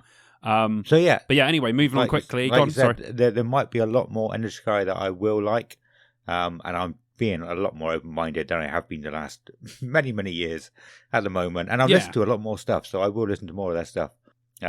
We're going to have to get a playlist up and going. I want to get a communal playlist, but people can share their playlists in the Discord as well, and I can go and check out more stuff. Well, what I'll do is, I think what we should do is I'll create a Dear Download 2023 playlist, and everything that we talk about and think is good throughout the year, I will chuck on that playlist. Cool. So we'll do a Dear Download 2023 playlist. Everything me and Adam think is good, we'll stick on that playlist. So it'll be updated every month with all the new shit that's come out, and then we can look through that at the end of the year and say, oh yeah, all the shit that we liked, which makes it much easier. So it's a bit of a cheat sheet as well. There you go. Sweet. Sorted. Fuck you, camera. Bitch. Metallica have released another single, If Darkness Had a Sun. I listened to this when I was walking to Gloucester, and I wanted to kick all the cars around me and rock out. Really? Yeah. I think that this riff is so good, and I think that they're mixing what they sounded like on the last album with the 90s Metallica more than the thrash Metallica. Yeah. And I think it's all making for really good head-bopping Metallica stuff. Like, I genuinely think that this is some of Metallica's best stuff. Like, these 3 songs are incredible, and this song is just the same. It's just really good. Like, I genuinely haven't looked forward to... Oh, actually, do you know what? I don't want to jinx myself, because the last time I looked forward to an album this much, it was the dreaded album that we shall not talk about that came out in 2003 and completely defiled my expectations of what a Metallica album could be. So I won't look forward to it that much. But yeah, what did you think? Do you remember I said I wanted to do some more playing around with editing songs? Well, this was the one I wanted to do. I wanted to cut that intro down by a lot. It went on a bit, by like half, or maybe even a quarter. Cut it into a quarter, like, because that's 2 parts to it, doesn't it? Like, first bit and the second bit. Let's get into the song, please. Let's just get on board of that. But yeah, it's definitely a grower for me as well. At first, I just thought, like, you don't need to do this, Metallica. You've got a lot of good songs already. This is boring and pointless. You did not need to release any of the songs. Wow. Okay. I'm going on one a little. Wow. Going on one a little bit. He's gone in. Yeah, all the songs they released recently, I was like, you don't just put a tweet out or something and say, go back and listen to Master of Puppets. We ain't putting an album out this year. It's pointless. We've got good stuff already. Go and listen to that instead. but they have that was my initial thoughts. They have grown on me a lot, especially this one because I think I've listened to this one more because I knew we were going to talk about it, and I do really like this song now. I think I was wrong. I was very wrong about what I thought. But I thought I'd include it because that's how I thought originally when I was like, this isn't... I like this, though. I like you've defined your thought process there. It started off like completely on the other side, like, no. And then you ended up back there again. I like it. It's cool. Yeah, no, it's really good. Like, you know, when he's like, Temptation, I'm like, oh, that's going to be so good live, man. Really looking forward to them playing this new stuff. Yeah. Like, I'm digging. I'm like proper into it, man. I've really been enjoying these new... It feels like I'm a kid in the 90s again with these. I'm that excited about them. So. Awesome. I haven't been excited for a Metallica album ever. Well, there you go then. By the time I got into them, the Black Album... Well, it was after Reload was even out. And I didn't care about Saint Anger coming out. But because of Saint Anger, I haven't cared about any of their other albums since. That's fair enough. That album would put anyone off. Put anyone off of anything. Put me off my dinner and Metallica. So it's all good. Yes, new Metallica is very good. If you haven't heard it, where have you been? But also go and listen to the 3 singles they've released. 'Cause it's very good. I think it's April 14th or something. So it's only 13th or 14th. Yeah, was it 3rd? 13th or 14th? Yeah. So it's not far away. And they're doing cinema, like live listening parties in cinemas, which is great idea. We should really we cool. said we were going to do a listening party for Saint Anger. We should in a cinema. Not in a cinema. I was going to say, did we agree to that? No, we said we were going to do Saint Anger because I've never heard it, and I said, well, maybe we'll do that as a Patreon tier. Maybe we'll do Saint Anger as a test to see how it all works. But I definitely want to do it for this album as well, for this Metallica album coming out. even if it's not part of okay. the Patreon at that point, because I might not have got it done by that point. Okay, sweet, yeah. And you can do Let's it through do it. Discord as well. You can get Spotify playing through Discord, apparently, so we can all join in. Okay, we'll have to figure that out first. Yeah. Okay, moving on. Hell is for Heroes have released 2 songs. One was at the end of last year, but I've included it in this because they haven't released anything since 2007. So I thought it was a huge deal. So Hell is for Heroes have released I Should Never Been Here in the First Place and Together in Pieces. I thought it was important to talk about both because, yes, they are a British alternative rock band that haven't released anything since 2007. I was always a massive fan of these guys. And it's great for them to be back. And they've just sold out a tour as well, because I always thought that Hell is for Heroes should have been bigger than they were. I thought that everyone should have listened to Hell is for Heroes. But obviously no one's heard of them. So, but I'm not sure whether, excuse me, these 2 songs are going to be from an album or an EP. They haven't said that. It's probably more likely it's going to be an EP. But I'm buzzing. I think they're really great. It sounds like they never left. Just sounds like it could have come straight from them. You know, they've just 2007 was yesterday, and they've released 2 new songs today. So yeah, I'm absolutely buzzing about it. What did you think? Did you listen to one of them or both of them? I listened to which one was it? Hell is for Heroes, Together in Pieces, I think. Yeah, was it? Oh, nice. Hang on. No, I Should Never Have Been Here. Yeah. I Should Never Have Been in the First Place. Yeah, it's great. What did you think? I thought it sounded like a Christmas song. It does. It sounds like a Christmas. Bring it out for Christmas time. And the music, and musically, it sounds like Christmas. That is what the song it sounds like. I think it's that one anyway. I think the riff. I was just looking up because I didn't realise they hadn't released anything for such a long time. Album-wise, they came back and done a few gigs here and there and stuff like that, but they haven't. Nothing substantial has came out for a long time. What I would know from them. That I Can Climb Mountains. See, I did hear about them at the time when they were first around. I didn't realise they went anywhere. I don't think I really heard much of them. I couldn't get past the fact that it sounded like a Christmas song, though. I couldn't enjoy it. I couldn't. I mean, it was okay. It was a good song. Yeah, now you might have fucking ruined the song for me as well. Thanks.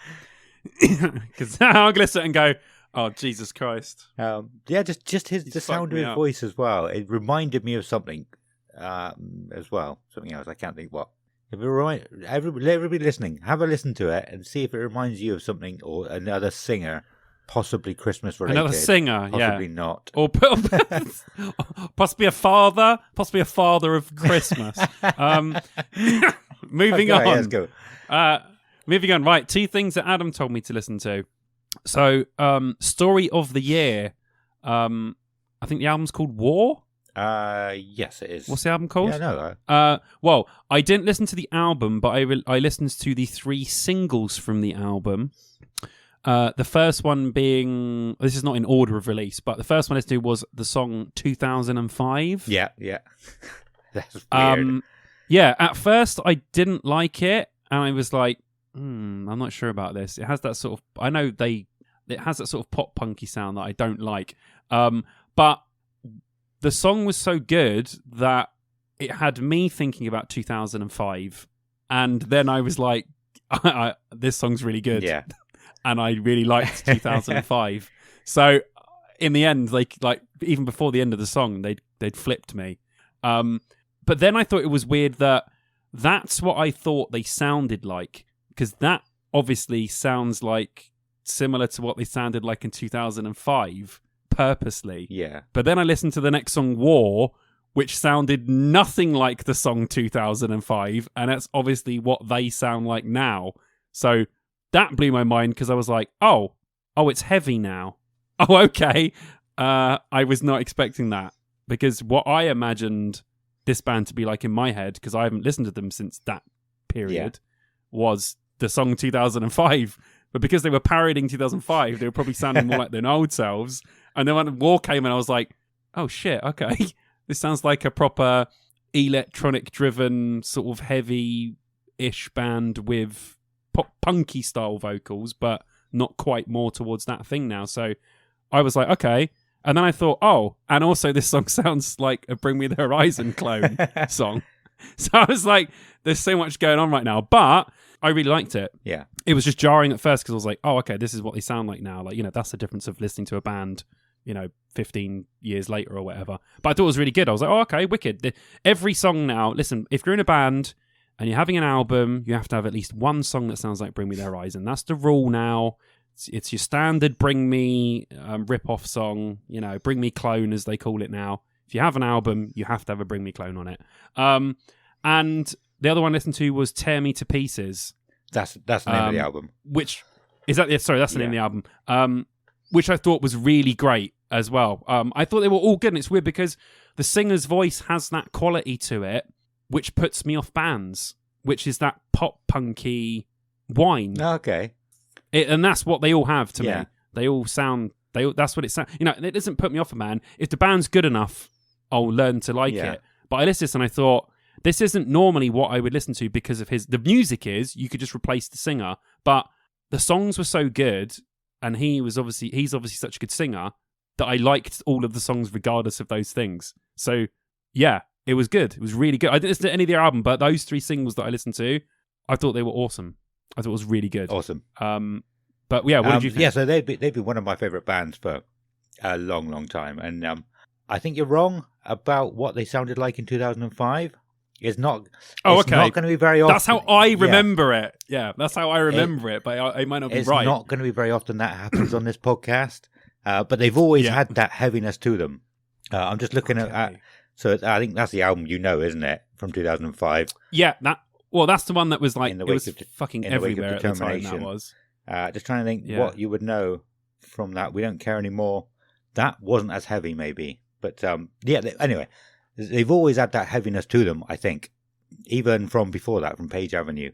But yeah, 2005 is a weird song because, like I said, they sound different. They reminded me of Simple Plan when they did that summer song, Summertime. Can't remember what it was. Anyway, the summer song that Simple Plan did. The listeners might know. I'm not going to look it up. But they were talking about things that happened in 2005. A bit like when Brian Adams did Summer of '69.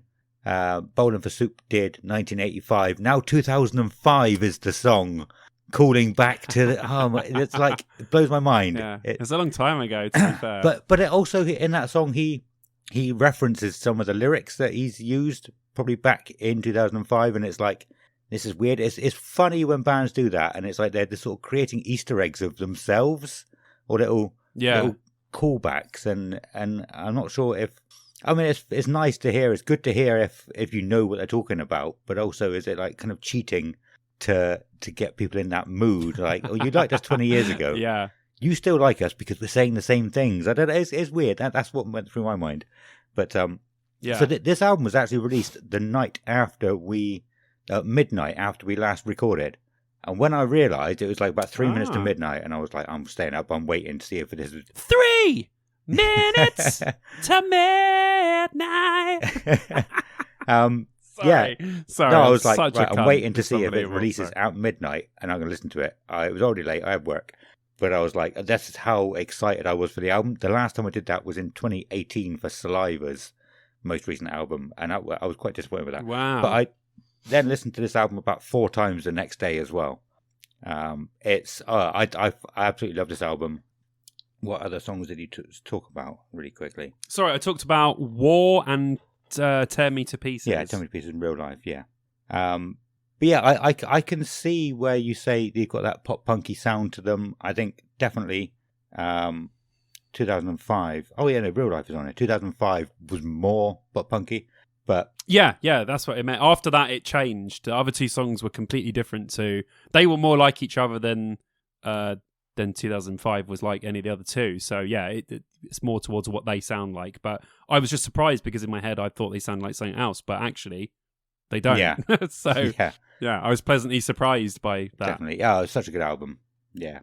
I didn't really go off of them. I was a big fan of them. They released another album called Wolves, I think it was, in 2017. Yeah, Wolves. I've liked all their albums apart from that one, and I sort of started to, I didn't even listen to it properly, so I kind of went off them. But yeah, I was so excited about this one, just because I mean they've been targeting me on Facebook for months now. I've known it's coming out for a long time, and that's what's got me excited. But yeah, really good album, definitely worth checking out. Yeah, I'm going to check out the rest of it after listening to these 3 songs because I really liked it. I'm just talking rubbish at the moment because I know there was more that came into my head while you were talking, and I was like, I'll talk about that. I know some of it's gone, so I've missed some of the things I wanted to say about this album, but let's move on. Well, they haven't done an album in ages. I mean, 2017 was the last album. That was ages ago. Yeah. So, to be fair, if fans of Story of the Year have been waiting for it, this is definitely a killer album to come back on. So, fair play to it. Like just over 30 minutes, but... yeah, I'm going to check it out. Amazing. It's really good. I was really pleasantly surprised. I'm glad. And let's move on to... move on. Sorry. Yeah, I was good. Yeah. Moving on to the other thing that Adam asked me to listen to, which was... I can't remember the name of it. The Self-Deception app. What's the name of it?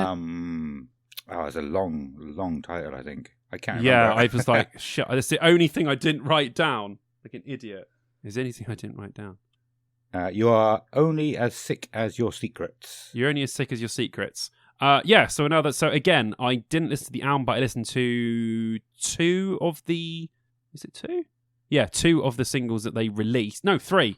3 of the singles that they released. So I told Adam and you guys as well last week or the week or episode before that I'd all listened to the song 11, which I thought was really good. Again, I listened to it again. I thought that's awesome. I loved the really old school nu metal breakdown in it, like fucking open 1-1, open 1, open 1-1. I love that old school. One of my least classic nu metal. No messing around. One of my least favorite songs from the album. To be fair. Oh, okay. It That's sounds cool. Yeah, different to a lot of the other stuff. Weirdly, this band had, like you said, all the songs sound different. Yeah. Like that sounded like I don't know, like sort of party rock. Like it was kind of like quite jolly and upbeat. And then that Fight Fire with Gasoline, which was another song I listened to. The fucking intro was a Fall Out Boy vocal line. Was it? It sounded just like one, like not one that exists, but I mean one that they would play. I was like, this guy's he's got a killer voice, but I was like, this is a Fall Out Boy song. This is going to kick into a Fall Out Boy song. But it wasn't. It kicked into sort of a Self-Deception style song. But the intro and the vocal line was very taken from that kind of. It had that pitch to it. It had that tone. That I was like, they could just cover this and it would be exactly the same. And then I was just thinking to myself, okay, don't have any thoughts when listening to the next song because I don't want to pigeonhole these guys already because I can't because the last 2 songs were sounding completely different. And then listen to Psycho and I was like, oh, okay, this has got like really pop style vocals. Like if you took the metal out and put like an electronic track, this would be like a pop hit because these vocals are super poppy. And then the music kicks in and I'm like, oh, now it sounds like Papa Roach. I thought like modern Papa Roach. Like Papa Roach, this one. Yeah, and then I was like, what the hell? And then they blew my mind completely. The song stops for a second and they put the Wilhelm scream in. I have not noticed that. It goes, well, ah! Like, if you don't know what that is, in movies, there is a very famous scream, which is from 1950 something, called the Wilhelm scream. And when you hear it, go on YouTube, type in Wilhelm scream. You will never be able to watch a movie the same way again because you will always notice when the Wilhelm scream comes. I do that. You know that meme of DiCaprio pointing at the TV? Yeah. Oh, you do that every time. I always do that when a movie says its own name. Yeah. We both point at the TV, or when there's a Wilhelm scream. Point. Yeah. And it happens all the fucking time. But I was literally not expecting, because I was in my brain, I was already going, right, they sound like Papa Roach. Okay, Simon, come on, just get in. And then it was like, ah! And I was like, what? Huh? Did they just put Wilhelm scream in there? It fucked my brain so much. I need to listen to it. Well, it's in Psycho. Yeah. Yeah, in Psycho, dude. There's a Wilhelm scream in there, man. I've not heard that. I can't remember what part of the song, but it's in there. It's in 100%. And I was just like, my mind was blown. These two fucking bands that you asked me to listen to fried my brain, man. Surprisingly, I thought they sounded quite similar as well. Before this, I didn't think Story of the Year and Self-Deception sounded even that close to each other. But these two albums, I thought, sounded fairly similar. Breathe. Fairly similar. There's definitely some similarities. Yeah, I think they sound different as bands, but I think there was stuff that could sort of tie them together. But again, I enjoyed this. It was just not what I was expecting. Yeah. I wasn't expecting to go from new metal breakdowns to Fall Out Boy to Papa Roach to movie screams. That was not the thought pattern I thought I was following when I was listening to these recommendations. So, yeah. But anyway, you're the man about this band. Yeah. So what do you think of this album? Your concentration when you listen to stuff, man, is incredible. Like, there's some bands, like, you're telling me stuff about a band that I've liked for years. But yeah, I haven't got much else to say apart from what I said about it last week. I didn't like it at all to start with, because every song was different to the last, and it was a bit too much. And then the second time I listened to it, I was a bit more familiar with it, and I could see how each song sounded like Self-Deception after that. Not just like a completely different type of song, and they were basically testing the water and seeing what songs people like, and they go, right, we're going to go in that direction. But saying that, 11, one of my least favourite songs on the album. It came out, I think, the same day that Bone Church came out, and I listened to it. I was really excited. I listened to Bone Church first, and I was really excited. I was really excited for Bone Church. Then that was slow and boring. This came out, 11. And also a Lansdowne album came out, and I was really excited for this. And I listened to it, and I was like, "This is not that great." Not for me, anyway. I mean, it's still great, but it's one of my least favorite songs on the album. My two favorite probably are Stockholm Hearts and Holy Water from this album. So, okay, I'll check those out. Definitely check out them as well. Stockholm Hearts is so good; it just gets stuck in my head all the time. But yeah, absolutely great album. I wish they were bigger. I think they are actually playing in one of the Scandinavian countries as like a warm-up for Metallica. But I think it's between 2 and 4 in the afternoon by the looks of it. I haven't looked into it properly, and it was in a different language, so I never, like, the thing I saw. Was it a different language? I'm not sure, but I didn't understand it, and I didn't look into it, but something along those lines. Okay, that's cool. But yeah, it's good. I really liked it. It was really surprising. So I went on a whole fucking thing when you asked me to listen to those two. That put me in a whole... I was like, okay, I need to take a break now. I need to go and stop listening to music for a couple of minutes and then come back to it. Awesome. Another song that I have talked about, another band that I talked about briefly on the YouTube, is Falling in Reverse. Another band I had completely different expectations about. I thought Falling in Reverse were a emo metalcore band. I had no idea when this fucking song came on that it started with some of the most disgusting rapping and trap shit I've heard from anyone. From actual rappers don't rap this well.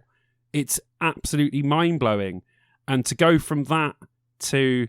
Sorry, we're talking about Watch Your Goldberg Falling in Reverse, I think you would say. To go from...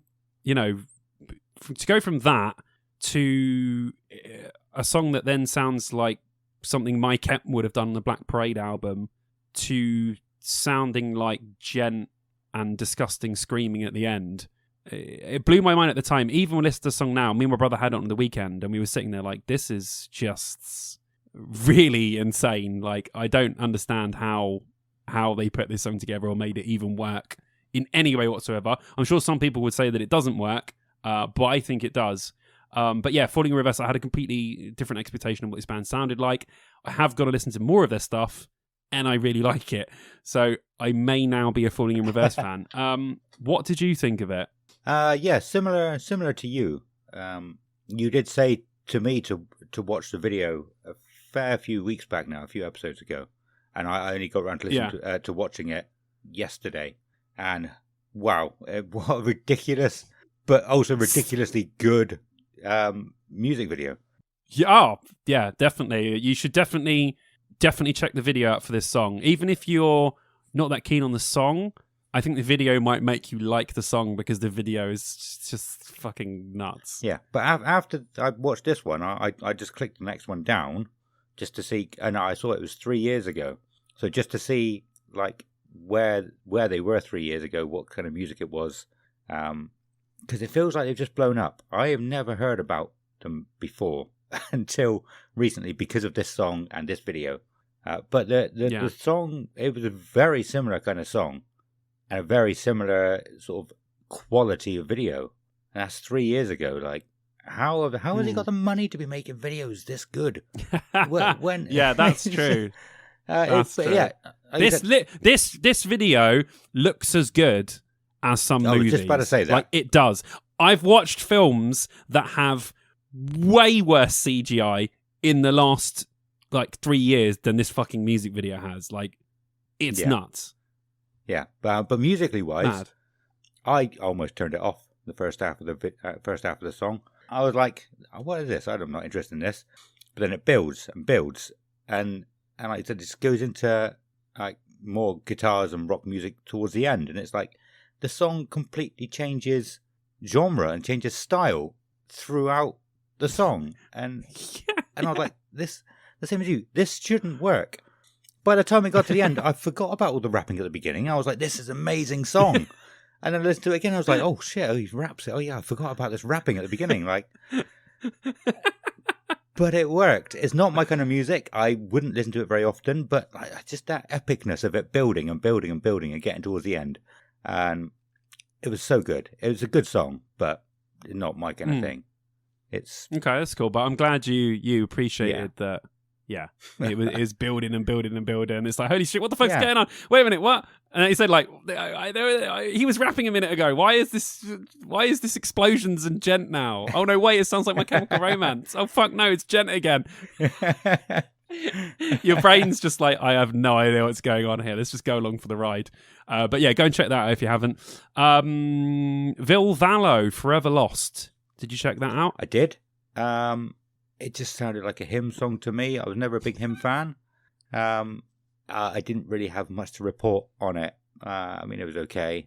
But I don't really have much to say, if I'm completely well, I've honest. talked about this album to death. I've done a whole video on it on my YouTube, so I absolutely love it.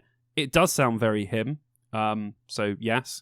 I do think that it's very impressive that Ville Vallo played absolutely everything on the album, which is a no mean feat as a musician, believe me, to be able to play fucking everything on your own album. So fair play to him. But yeah, I think, again, it's if you don't like him, you won't like it. If you like him, you'll like it. One of the most polarizing bands of all time, I would say, in the metal and thingy genre. I just want to call back to what I said earlier. I didn't dislike him. I just didn't like them that much. You just weren't a fan. Yeah. But if you were a fan of him or the band, you'll love it. Static X, Terrible Lie. Did you get a chance to listen to that? I did, only once. Again, not my kind of thing. I am not really into industrial. Industrial kind of music, industrial style. So I didn't. Yeah, it wasn't for me. Okay. Well, it's a cover. So Static X will be releasing their new album that's going to be coming out, which is Project Regeneration Part 2, with all new. Well, I say new, but old new Wayne Static songs again, which will be fucking awesome because the first one was wowzer. But yeah, it's a Nine Inch Nails cover of the song Terrible Lie. I love Nine Inch Nails. I love Static X. I love industrial music. I loved it. I thought it was really good. And then moving on to the final one that I have on my list, which was Bury Tomorrow's new song, Begin Again. Oh, yeah. I listened to, I think they got a new EP out. I think I listened to all of it. I quite liked the first two songs. The third and fourth, was still okay. I was never a huge on Bury Tomorrow either, but I mean, it's different. I'm different now, like I keep saying. The world is different. Yeah. I am different. I can appreciate it. Yeah, I think I really quite. Do you know what? I can't remember which one it was. One of the songs I really, really liked. The rest was a bit unsure for me, but I don't remember. Okay. Sorry, this is terrible. I don't know. It's not terrible, but I like that. Yeah, I like that. Well, you liked one song, and you're the sort of person now that will give bands a second chance. Yeah. So you might listen to them a second time and go, "Holy shit, this is amazing!" Yeah. Or you might just go, "Yeah, I really like these guys. I'm going to check more stuff out." So I like that that's what we're doing now on this podcast. We're giving everyone a second chance. Yeah.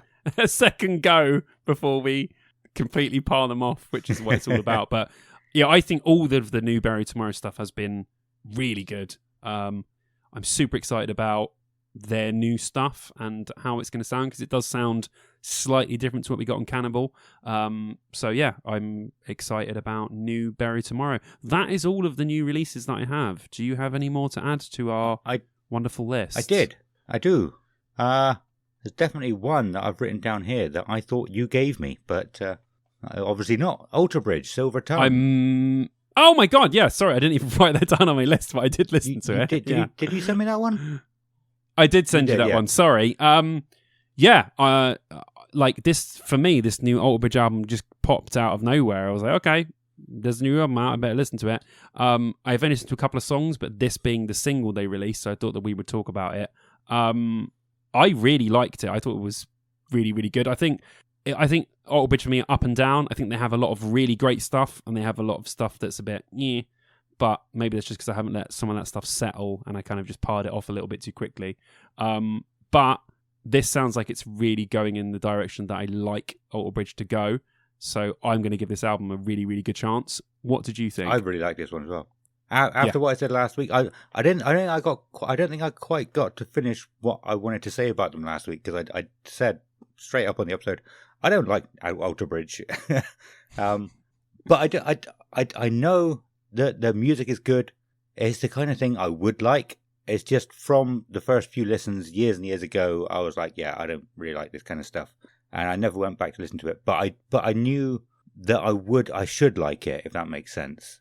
Listening to this, it's the same as what you said with Metallica. Like halfway through the song, I was just bopping. Like the only one out of these songs that we've listed today that just got me automatically bopping, just walking around. Nice. And I do need to check out some more of their stuff, because there will be stuff I do like. We did have someone definitely in the Discord pipe up after last episode and say that I need to stick up for Ultra Bridge here a little bit. I normally do when they come up, and say like I think it was one of their recent albums that were really good. But he also said that people always talk about, mine's gone blank, the singer, what's his name? Miles Kennedy. Yeah. But people don't often talk about is it Mark Tremonti? Yeah. As much. And I've heard some of Tremonti's stuff, like his own band Tremonti. Heard some of his stuff before, and I really liked it. It's not the band. I didn't sort of seek out loads more of their stuff and listen to everything they've done like I sometimes do. But I did really like what I heard. I don't know if I was aware that he was an Ultra Bridge, or maybe I had heard that at one point and just it left my brain. But yeah, I loved his guitaring, and that's mostly what I enjoy in Ultra Bridge as well. Yeah, great riffs, really, really great. Yeah. He's a fantastic guitarist. They're a great band, just overall. They're just really good. So I'm actually, like I said before, they've got to make up to me, because the last time I saw them live, they were boring as. So I hope that this year they make up for that, playing, pretty much supporting Metallica on that Thursday. So yeah, I hope they make it up to everyone and put on a really good show. But I will be interested to see what they play. Yeah, but yeah, good. I'm glad you liked it, man. Wicked. Yeah, definitely. There was more. Is there anything else that you have? Yeah, there was some I sent you, but it was only today, so it was very, very late. Yeah, I didn't get a chart. This is the only stuff I've listened to. There's only a couple more, 3 or 4 more that I just want to talk about, which again you won't hear very often. Me talking about new stuff and Simon not sure.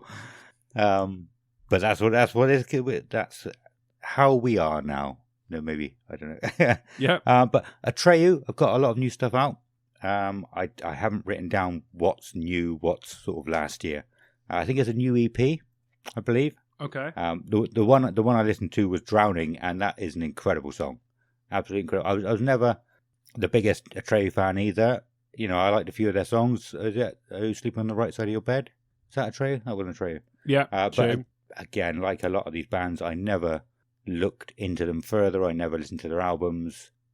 Just wasn't my kind of music that I would listen to regularly, so I never bought any albums. But this is sounding very, very good. I'm really liking where Atreyu seem to be going now. So I'll probably like a lot of their older stuff as well, to be fair. Yeah, they're just a great band overall. I've always thought that they're really good, and they've got sort of hits all throughout their career. They've always had some great songs, especially great singles. Yeah. So yeah, definitely going to check those out, dude. Trivium had a new song out in January, I think it was. Implore the...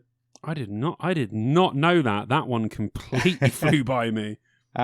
Implore the Darkened Sky. Is that right? It feels weird and odd that I know something that you don't. Not that I know. Obviously, Spotify just popped up and showed me it was a new song. Oh, I thought that the last album, In the Court of the Dragon, was just brilliant. Yeah. I thought their last album was just this one amazing. On that album? No. This is obviously from something new. separate. Okay. And it's not like a remix or anything like that. It's not. I don't know. But yeah, I don't know. This flew just straight past me, man. Just a new Never song. But yeah, I wasn't that bothered by this song, if I'm honest. I don't think I'm that bothered by Trivium anymore. But yeah, there was nothing too exciting about this song when I listened to it a couple of times, and yeah, you were like, nothing. Okay, it didn't blow me away like Trivium used to. Well, we'll see what they come out with next. Godsmack have a new album out. Okay. Jacob, who you would have met last year, he was over Saturday night and he was saying how good of an album it is. I've only listened to a couple of the songs. I think they've got like an 80s sound. The couple of songs, well, I should say what they were actually. I listened to Soul on Fire and You and I from the new album, and I think it's got a bit of an 80s sound. To be honest, it's obviously got your typical Godsmack sound that they've always had. But yeah, the riffs in these, like, they could have been in 80s, like old 80s, like kind of Poison. You know, the song Poison, Alice Cooper Poison, sort of oh shit, okay, feel to it. I'm gonna have to give this a listen. I love that 80s stuff, man. You have to let me know. I could be wrong. I could be right. I don't know. Do you know what? Most of the time now, we've been tuning your ear to music. Like 99% of the time, you're pretty much spot on. Dude. I think so. It probably will sound. I think I've always had that, but just never had the confidence in my own opinion, because it's just opinion. I could be wrong. I've always liked maths, because there's always a right answer with maths. When it comes to things like this, it's like opinions, and I'm like, oh, I might be wrong. So what if someone tells me I'm wrong? But yeah, I think I've genuinely been quite good. Just haven't got the confidence to do it, to say it. There's just sweet, yeah, I'll check that out. Dude. Yeah, like you said, well, as I said, you've been helping me with that confidence a lot, doing this. Good. I'm glad you can say these things. But there's only one other song I want to talk about. A band called From Ashes to New. And I had never really heard of them before. I think they've been around for a little while.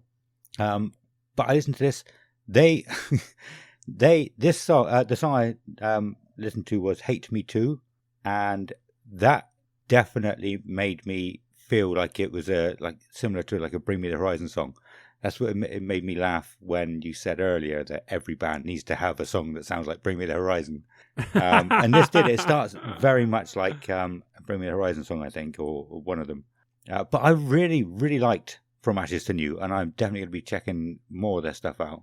I can't talk about it in more detail, the kind of detail that you did. But yeah, it sounds like Bring Me the Horizon, I would say. It's got like heaviness, singing, and screaming, which is everything I like. I'm going to have to check them out. Nice. Wicked. Look at you, man. Go for it, boy. Yeah. Excellent. Well, I think that's everything, isn't it? So we should start to wrap it up there. We normally talk about the Discord right at the beginning of the show before we go into the main topic. The main topic was the beginning of the show. So it's all wibbly-wobbly, timey-wimey with this. Oh, I like it. But yeah, we have had a massive revamp with our Discord today. Very kindly, Stu in the Discord has he offered to sort of be a moderator or admin. I'm not really sure what it would be called, and to help us out with the Discord. And he's revamped it all, put a load of different categories in it, and renamed our admin to backstage, which is cool, right? Yeah, really. But yeah, cool. it had a really cool revamp, and there's been a lot of chat in there, and I think he's quite proud that what he has done has got people talking as well, which is cool. You know, it was what we wanted the whole time ever since we started the Discord anyway. So it's only going to get better. So we keep saying it every episode, but come and join the Discord. It's a really cool community that we're creating with the help of Stu now as well. Really appreciate him and everything he's done. And, you know, there's loads of cool new stuff, like people introducing themselves. We're actually getting to know each other a bit more now. So definitely going to be meeting up with some of these people at Download probably. And Simon will be buying us all a beer. Nah. Nah. But yeah, the Discord is looking really good. Yeah, big up Stu for coming over and helping us out. I mean, look at this. We're actually getting a team together now. But yeah, really, really cool. If you haven't come over already, please come over.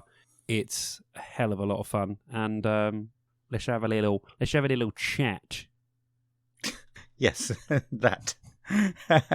But yeah, otherwise, you can email us, deardownload2003@gmail.com. That's 2003. You can find us on all the social medias, Dear Download or Dear Download Podcast. Do all the good things that you can. Tell your friends about us. I haven't said that for a long time. That's like the main thing, and I just have not been saying it for like at least 10, 15 episodes. I just forgot it. I forgot to say it. So yeah, tell your friends about us. That's the best thing you could do. I'm sure a lot of you will be in like messenger groups or WhatsApp groups with all the people that are going to be going this year. Just share us to them. Say, look, come and join this. Come and listen. This is what we got to be excited about. That would be absolutely amazing if you could do that. And if you're on a platform that you can review the podcast, that would also be awesome. I think Apple always used to be the only one. I know you can do it on Spotify now. It's just a star rating, but every little thing like that helps us. Simon, do you want to give a quick plug for your YouTube? Yes, as always, I'll be continuing stuff on my YouTube. I have another video coming out this Friday. I also have my first bass playthrough coming out as well, probably at the weekend or next week. So there'll be 2 videos coming out within the space of a week. And yeah, it's all exciting stuff. So come over see me, Simon Bond, on YouTube. And if you want to add me on Insta, it's Fonzie_Simon. Awesome. And yeah, it's really great what Simon's doing at the moment. I'm really enjoying it. I'm disappointed there wasn't a new video this week. That's why I'm making up for it with 2 because I was super sick. Yeah. So normally I record videos. You know, I'm not sorry to put people, but normally I record 2 at a time, or sometimes 3 at a time. That's what YouTubers do. You just change your t-shirt and do a different subject. I did not know that. Sorry to break the illusion, but that's what YouTubers do. The unfortunate thing is, if you're a big YouTuber, you make these videos and you give it to someone else to edit, and that's your job done. I have to edit my videos myself. So if I do 3 videos, I have to edit 3 videos. Yeah. So I've only been doing them for the last few weeks, 1 at a time. So I was like, oh, I won't need anything prepared for this week. I'll do it, and then I'll edit it, and then I'll put it out. And then I got fucking sick, and I was like, I don't have a backup video that I can just like throw together and put out. So that kind of screwed me up. So now I will always make sure I have a backup video. Makes sense. I never miss another week again. But I'm putting out 2 to sort of make up for missing that one. Yeah. So apologies to anyone that was expecting it to come out. But yeah, there will be 2 coming out this week to make up for it. One of them being a bass playthrough, so I hope you like that. Awesome. Yeah, I know like game shows do that, like The Weakest Link or whatever.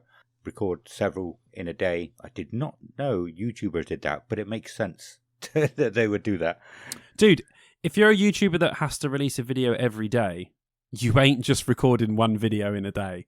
You're recording like as many videos as you can record that day, sending them to the editor. Then the next day recording as many. Then you do that for like, 3 or 4 days, and then you have a couple of days off, and then you get back to making more videos. Makes sense. That's just how it is. Yeah. Cool. So sorry to break the magic for everyone. All right, but I think that's everything. We should go now because I want to go and finish Shadow and Bone. Yep. Yeah, that's everything we normally say. So it's a goodbye from Simon. Goodbye. And a goodbye from me. Goodbye.